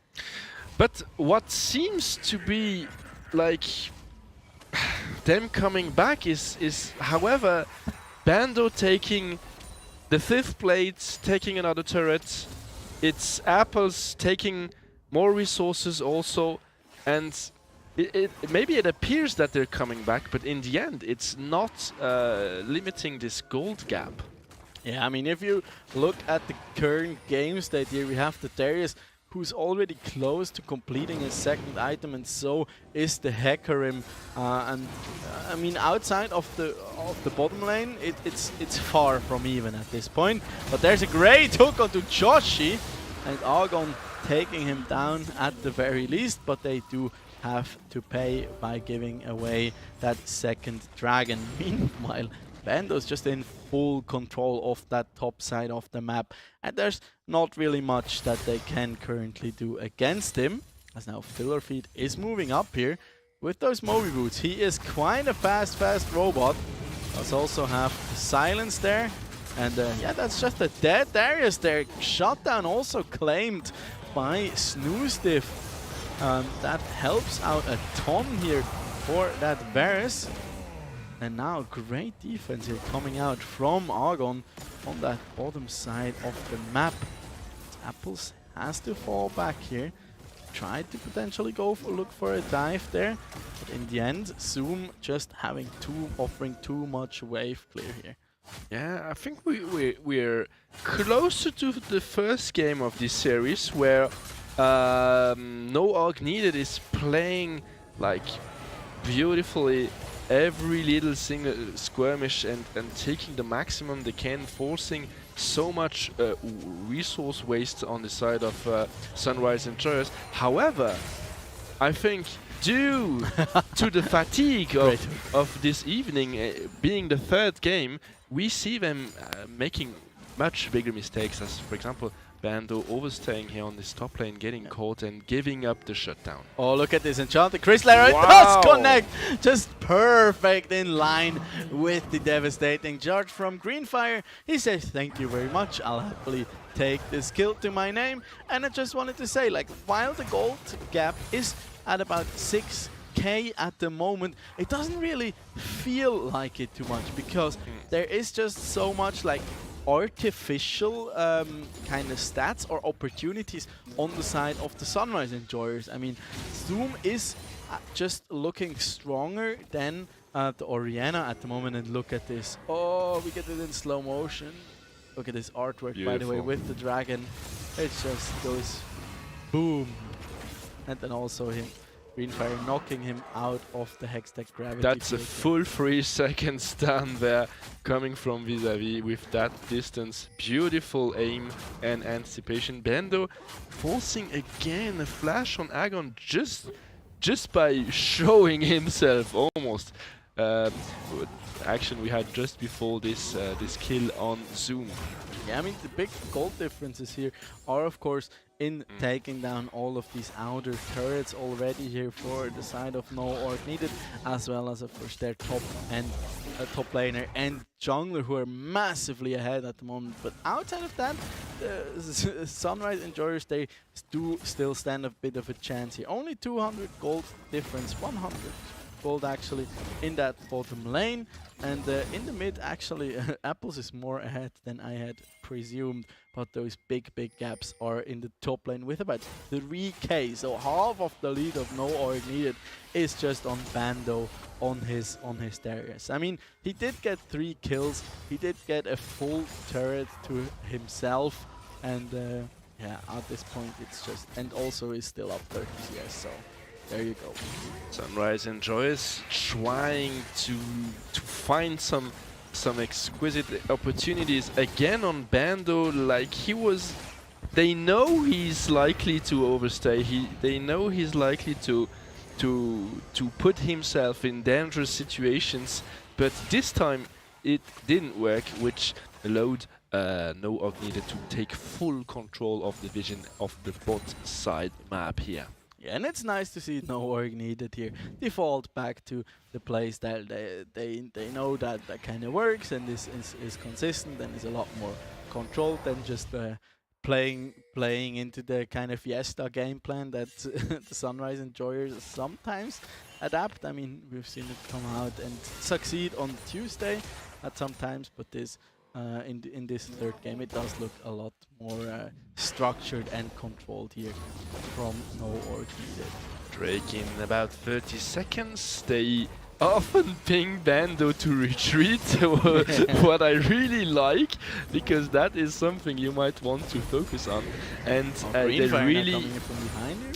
Yeah, okay. They really have to put this pressure, but slowly. We have 2 members from No Orc Needed on the mid lane. Great pull. That's not the time to get caught. You know your team is slowly setting up this the push, but yeah, big mistake here from Greenfire, even allowing them to get caught. As on the top lane, Bando is going ham on his crocodile friend, trying to get the kill. Flashing. Oh, another pull. Beautifully done there. Can Apple get out? Nope. That's a big no, but again, mid lane is being taken savagely here from Wild Josh and Vis-a-vis. Apples a day keeps the dragon soul away. Why you do this? I can't help it, I'm sorry. It's a birth defect, I think. Yeah, the first mountain dragon here being picked up by the side of the Sunrise Enjoyers, getting that bonus bit of resistances, but also putting that potential soul win condition a little bit further away from No Orc Needed here, as yeah, they did lose quite a few members there. I mean, they nearly got down that inhibitor turret in the mid lane, but in the end, quite a win here for the Sunrise Enjoyers, I'd say. Yeah, it's quite surprising. It's the second time they set up all it needs to finally get something. They had a perfect rotation on with Darius being on top, the Herald charging, but I don't understand why Greenfire was this close to his enemies, as Ash and Fresh were obviously trying to get the mid turret. Everything was set up, but they maybe just lost their patience there. Yeah. But that's the thing about the Blitzcrank. You can always get that big pick and potentially turn the tides of a fight completely around. And yeah, that just happened right there. And since the Greenfire is running the Ghost and not the Flash on the Hecarim, he's really at the mercy of Philorfeed's aim here when going for these kind of dicey situations. Or he just has to respect it more and be ready with his ultimate. Bando was really close to flank the whole team here for Sunrise Enjoyers, but it's not gonna happen yet. He's busy with his friend Quadra on the mid lane. There goes the grab from Wild Joshi. Careful, Philorfeed being taken down. It's not over yet. Wild Joshi being dead. And so much damage coming from Apples. Now there is Big Boy Bando coming, joining the fight. Taking down Zoom in a few seconds. Nasdif running for the hills. But there is no escape from Dr. Dunk here. Dr. Dunk indeed. And he's just emoting him a little bit there. Pulling off a little bit of a dance as he stacked that passive fully, and now slam dunk onto him, and then the stride breaker just to finish it off. That's what you really like. That's the second time in this series where Bando really makes the difference with his team, playing perfectly the bait game. Like, okay, we're four, you can come try us, and then he's just TPing in the back lane exactly at the point where the enemy team thinks they have the upper hand. It's around now, and he's just he's just walking in actually. Yeah. Surprise. Quadra using the teleport for that one. Yeah, absolutely. I mean, he did get apples at the very least. Quadra that is, and yeah, they lost their support earlier on. Yeah, Big Boy Darius here indeed, as they just managed to completely sweep that team fight, paying with 2 of their members' lives, but also getting the Baron for themselves. And props to No Orc Needed, as I think they really play this start and midpoint of this fight perfectly well. And they really take the time to disengage and let some room for Bando to take to make the second charge of the fight, which is really brilliant. And I think they executed perfectly against Sunrise Enjoyers. So the gold lead currently is at 12,000, 11.5 thousand to be honest, but we'll round that up since it's probably only going to accelerate with that Baron buff. So about 12,000 gold here in favor of No Org Needed, and as I say that, Greenfire just falls to another hook. And yeah, that's potentially how they can stabilize that game. One less Baron on the map. Interesting here to see once again. And Bando now going in here onto Quadra, eliminating him, but now he's stuck in the enemy base. It is a level 16 Is he Darius stuck or are they stuck with him? an ambulance! I'm not stuck with you, you guys are stuck with me. But not this time. Not this time. Big engage here from next Aegon, going in with the flash vis-a-vis. Shockwave is out. To flash out, no shockwave anymore. This arrow is not finding a target. Drake is spawning in a few seconds, but honestly, they're now busy defending their base, resetting, and maybe enjoy a little bit the gold of Bando. And that's a 2-for-1 trade here in favor of the Sunrise Enjoyers. Plus, they get to keep their inhibitor alive, so quite a worthwhile trade here once again. And stabilizing that gold gap, at least a little bit, but I mean, it's still more than 10k of a difference here, so it is really hard for the Sunrise Enjoyers to get back into this, as they haven't even taken down a single outer turret in this game on the side of No Org Needed. Is that just half health gone with that ultimate? Yeah, but now he's definitely stuck in there. Flash Great again flash from Philorfeed. Second one, he manages to follow with a grab. Beautifully executed. Flash forced on both Wild Yoshi and vis-a-vis, as the shockwave is not available here. Yeah, that's also the big opportunity that the Sunrise Enjoyers do have here. Oh, Greenfire maybe looking for a pick, and it does decide against it. But yeah, with all the CC they have, with the rocket grab, with Quadra stun, with the Volibear Q, with the Hextech Gravity Field. And of course also those Chains of Corruption. Pretty much every single member on the side of the Sunrise Enjoyers do offer some form of CC, and something like a Darius, if you can manage to like isolate him and really pick him and grab him into your team, he will die really, really fast. And the same will be true for Apples and Vis-a-Vis. And if they can get any of those 3 carries out of a fight early, they might just be, and that's a big might, they might just be able to turn it around, as there is another flash force by Phil or Feet. He's really on point. Yeah, on this game he's taking the role of sniper here and not Wild Yoshi for now. And of course I think you're perfectly right. They should totally respect that instant despawn potential they have on Sunrise Enjoyers, and maybe this time play it slow, ensuring vision control is granted before they try anything. Yeah, the Baron buff has now faded away for no orc needed, and honestly they didn't really get too much out of it, because with those 2 kills going over to the Sunrise Enjoyers, they didn't really have the pressure or the position to make anything work out more than they had already gotten. But now we are looking at a potential Dragon Soul coming up in about 2.5 minutes here. Greenfire is regularly the one being caught, but this time it's gonna be Bando completely alone here. Although Snoostiff couldn't land the ultimates, he's going in. The team cannot follow. Yes, they can dissuade them to fight. So much resources used here.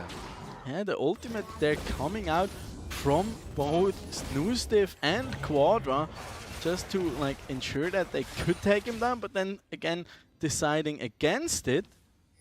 They could just look for potentially another pick here onto Apples.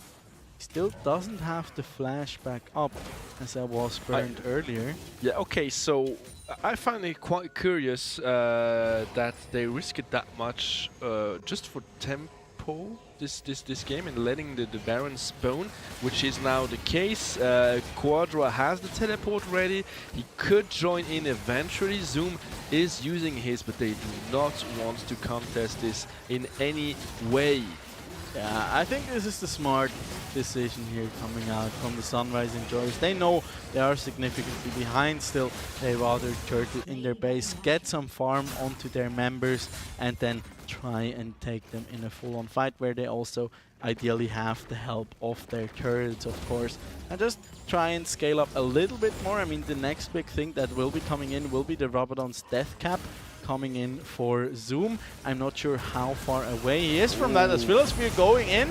The play missed, grab here, missed from Wild Yoshi. The fight is being imminent as the first 2 kills have been taken by Bando, grabbing his third prey here and going for the triple kill. Quadra trying to escape with his flash. There is no escape from certain death, as our friend Bando is joining the base here with a teleport, finishing this inhibitor as fast as he can. But Zoom is he gonna be able to delay this end of the game? Yeah, Zoom is alive and does have a lot of wave clear, but there's another Noxian guillotine from Bando, and he doesn't even fall to the tower. And ladies and gentlemen, I think that will just be the end here to this intense 3-game series after total domination in the first game from no org needed. We saw a bit of a comeback and a big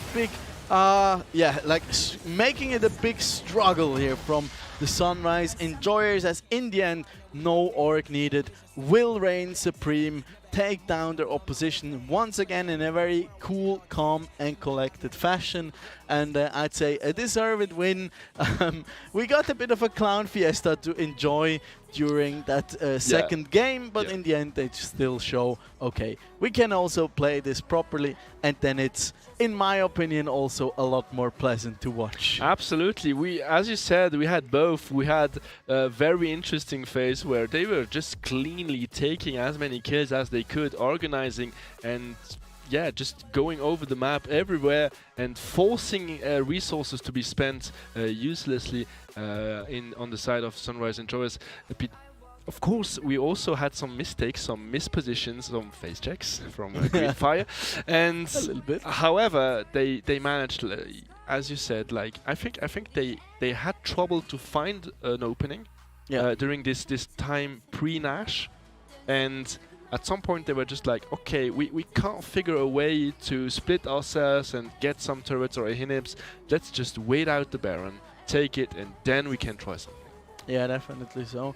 And I mean, that Darius getting out of hand there so quickly in the game was certainly a big factor in this game overall. But I mean, the Blitzcrank was a huge pick in this whole scenario because it really managed to set them up for success, even when they were down these massive amounts of gold. Just picking one of those members out of there and making it a 5v4 early, dissuading any further push.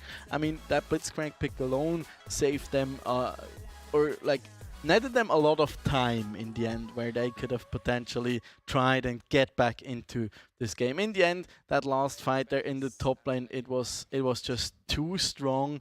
Both the Hecarim and the Darius coming in from behind. By the way, production, we don't see anything. We only see the browser screen in the mid lane. So for the replays, we might have to fix that real quickly. There we go. Thank you very much for that one. As we are looking at a few replays here. But before that, we just have our second finalist, of course, who will be no org needed, who will be joining the Panda Lovers in our grand finale. It's a little bit sad, of course, for that beautiful logo that the Sunrise Enjoyers spoiled us with, but nevertheless, we get to look at it a little bit more during this last view here of the bracket. And for the no org needed, it will be a tough ask against the Panda Lovers. I mean, it will be interesting whether Bando can get ahead like this again, and then potentially we might be looking at a close game again. But I mean, as much as they have struggled against the Sunrise Enjoyers today, we might just be looking at a very one-sided final. But I'm personally always open for surprises and upsets, so we'll have to see. I don't want to predict anything that will not hold true. You can see it right there. Our grand finale will be taking place on the 8th of May, so tomorrow in a week from now. And it will be taking place at the Erupt Lounge here in Bern. We finally can announce that one, so we're looking forward at a fantastic location, having all our players once again at an offline location and be able to enjoy a ton of great games. But here we first go with some replays for this last game. With of course that beautiful arrow traversing all the map and landing perfectly on his target. Which cinematic one here. He's just finishing with auto attacks. Like, I got my time.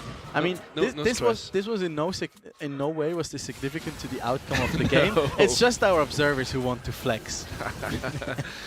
This time on the Baron side, and I think this one, however, that's very similar to the first game where Bando is like waiting to make his entrance, and now they understand, he's coming. Now it's too late. There was that Darius guy somewhere. Yeah, and I really like how the no org needed retreated, forcing Sunrise Enjoyers to go a little bit deeper into it, and allowing Bando to really use his full potential and taking down half of the team on himself. The right call there would have just been after the hook missed onto Vis-a-Vis. They should have just backed off. It was not worth going for, like, pulling out the Ashe there could have made a difference. And this is just the game-ending fight here. As we can see, the big boys there joining into the backline. Vis-a-Vis isn't even part of this fight. Now he throws out his first ability, and there's already, like, the cleanup crew has already been there, and the damage is already being done as a poor crocodile.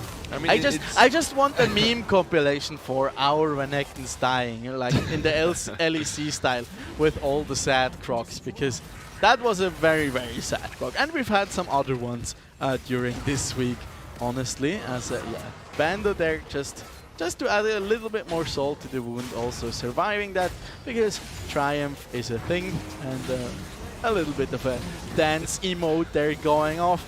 as they're finishing out the game here in style. And yeah, overall that was just a bit of a clinic here being put on by no org needed, especially by Bando. But this is exactly the point that I'm gonna be looking for, and also forward in for the grand finals, because if Bando is able to punish Lundorf in this fashion, or just get rolling on a super aggressive pick like the Aatrox, like probably not the Lee Sin, like the Darius, or even a Renekton himself, they might just have a chance, because he's one to really play aggressive. He plays that very thin line of full-on aggression, but still playing around the pressure points on the map and for his team. But if we see, it's kind of the caps and claps scenario. We'll have to find a better. It's like Bando or Bado, kind of. Yeah, we gotta figure out something for that. So definitely. Either he's like full-on stomping through, or he's just a Lee Sin who will it's melt Irrendo. Irrelevando. Something. We'll come up with something. We have one more week until the grand finals. We hope to see you guys everyone at. Unfortunately, not live yet. We might be able to get that happening again for season 6, but for season 5. It will be the offline scenario for our players, and of course we hope to see each and everybody of you live on stream. Until then, we wish you guys a very nice week. Take care of yourselves, stay happy and healthy, and good night. Goodbye, everybody.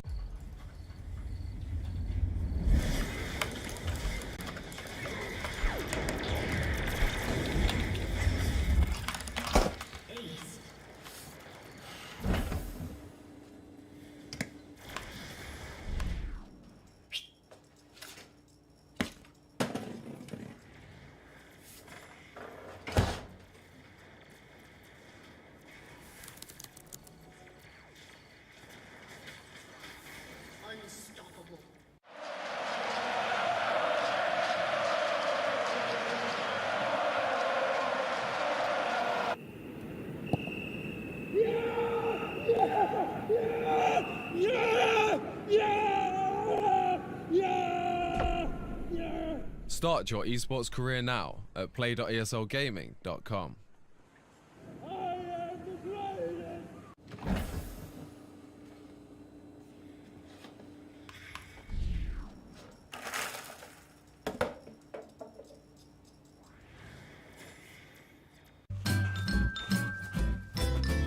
You ready? Huh? Hey, he's a good boy. Huh? You ready? Huh?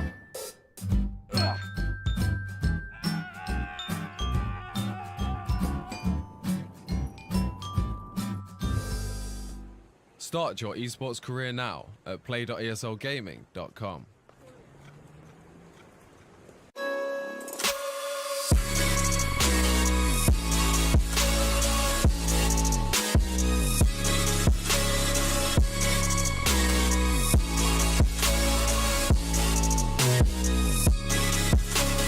You love it, you wear it. What's your style? Get your merch at shop.eslgaming.com.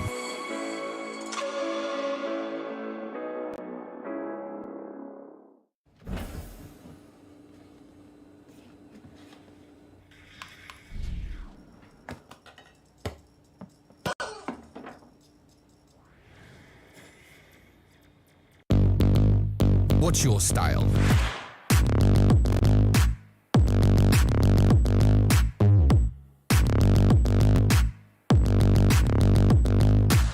Get your merch merch at shop.esogaming.com.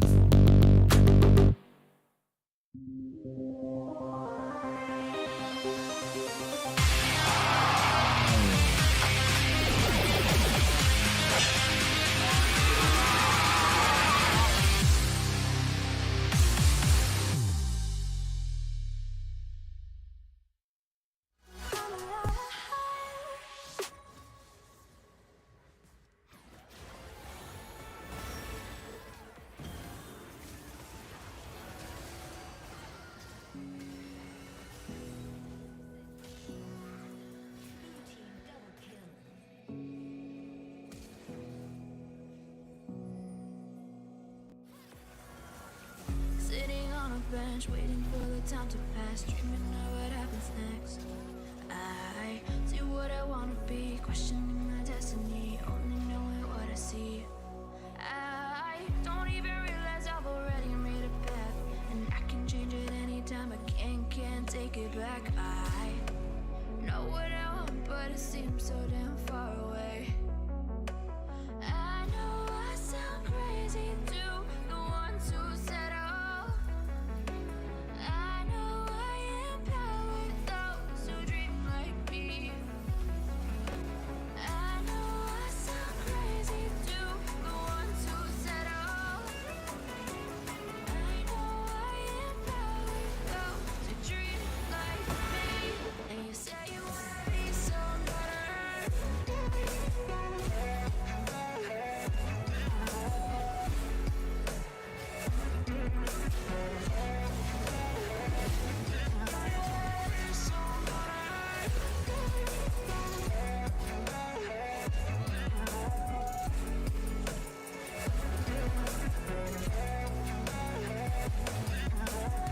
You got a voice, then you better use it. Tell yourself day after day it's time to prove it. No days off, keep the hustle moving. Wanna see you be what you want it to be, prove it. I know I sound crazy to the ones who said I know I empower those who dream like me. I know I sound crazy to the ones who said I know I empower those who dream like me. And you say you wanna be somebody.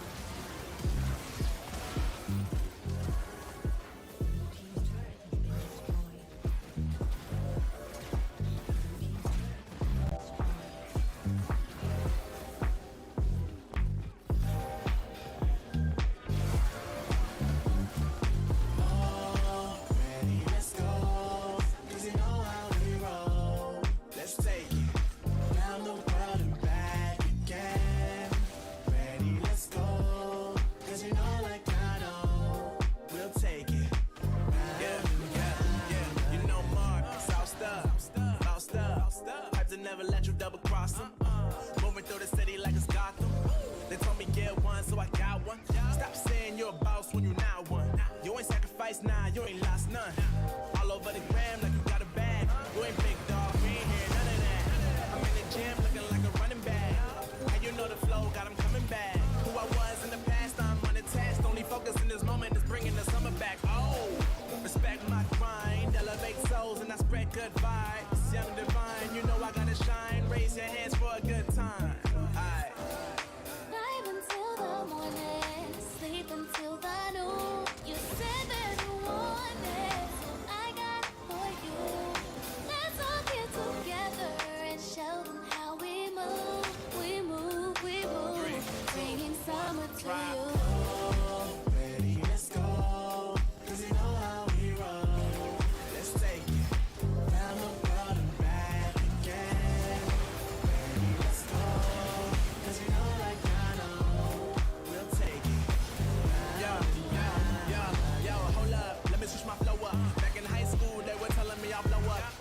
it shows a man, everyone will show up. Got in an accident and still made it for them to go nuts. You know what? I'm so what? I'm so That means I can't describe the way I vibe, the way I slide in with the rhymes that make the dimes all close their eyes and fantasize. I'm divine calling their phone number.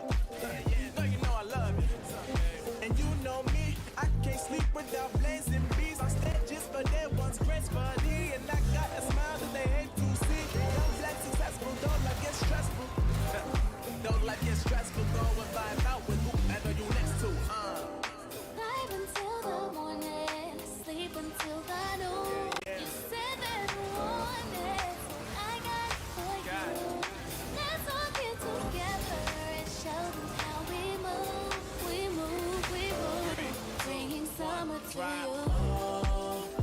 Let's go, 'cause you know how we roll. Let's take it down the world and back again. Baby, let's go, 'cause you know like I know. We'll take it round and round.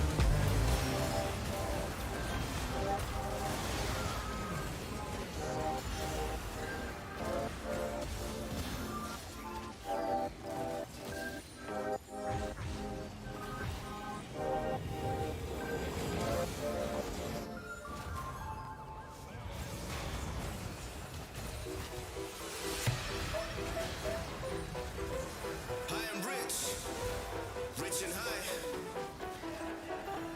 Lex. Yeah.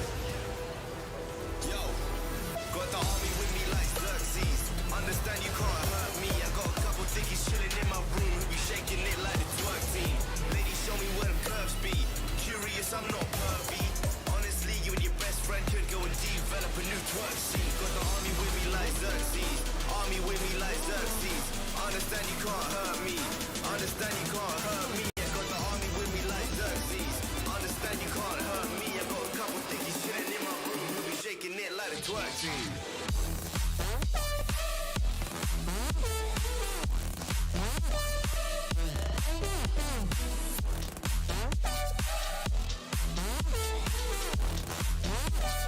Shaking it like the twerk team.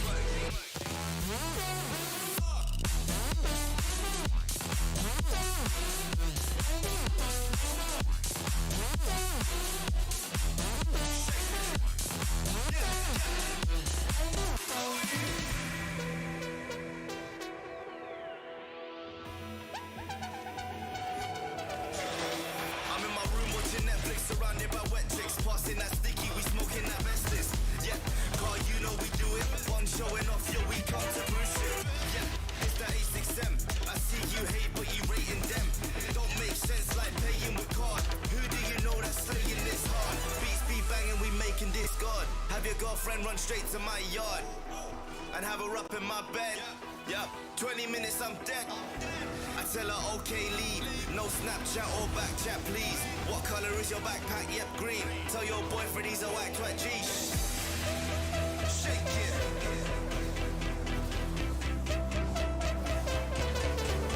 Shake it. Shake it. Let's go. Army with me like Xerxes. Understand you can't hurt me. Got a couple dickies chilling in my room. We'll be shaking it like the twerk team. Ladies, show me where them curves be. Curious, I'm not pervy. Honestly, you and your bestie could go and develop a new twerk scene like.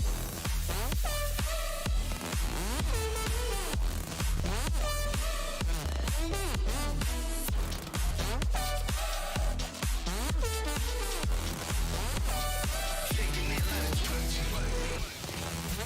Shake it.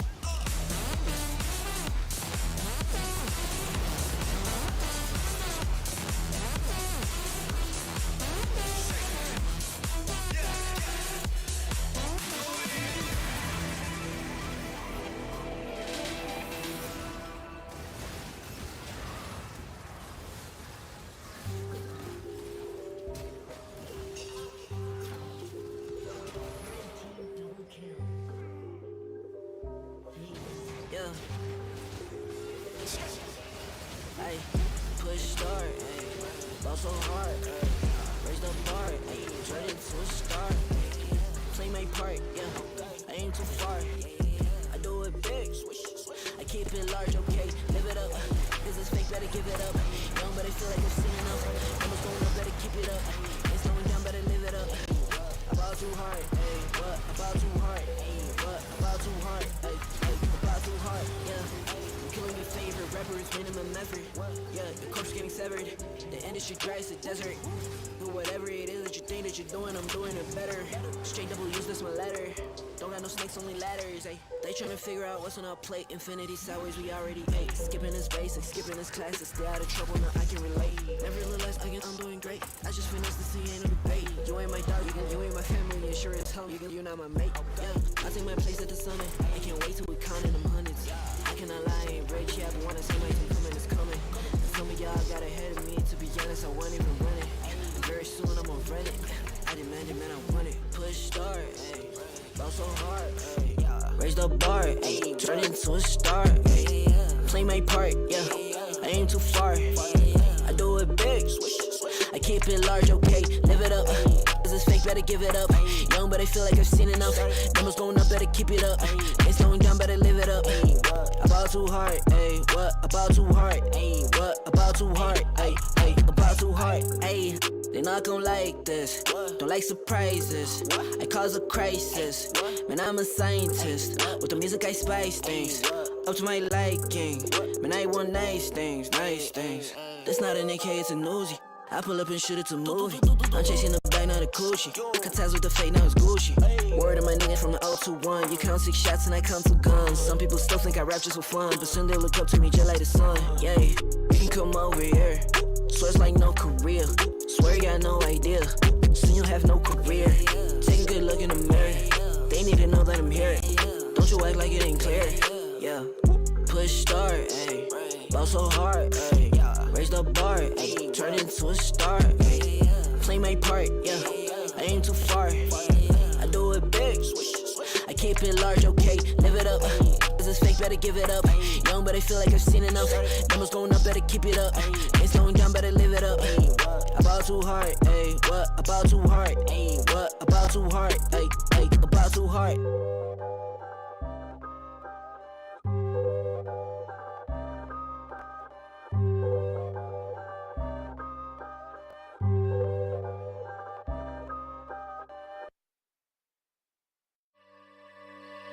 Look above your head at the moonlit sky.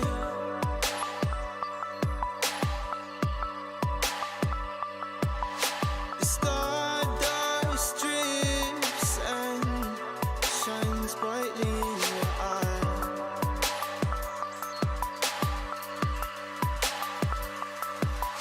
So baby, stay with me where the sun doesn't go down, and we will drift away until the day the world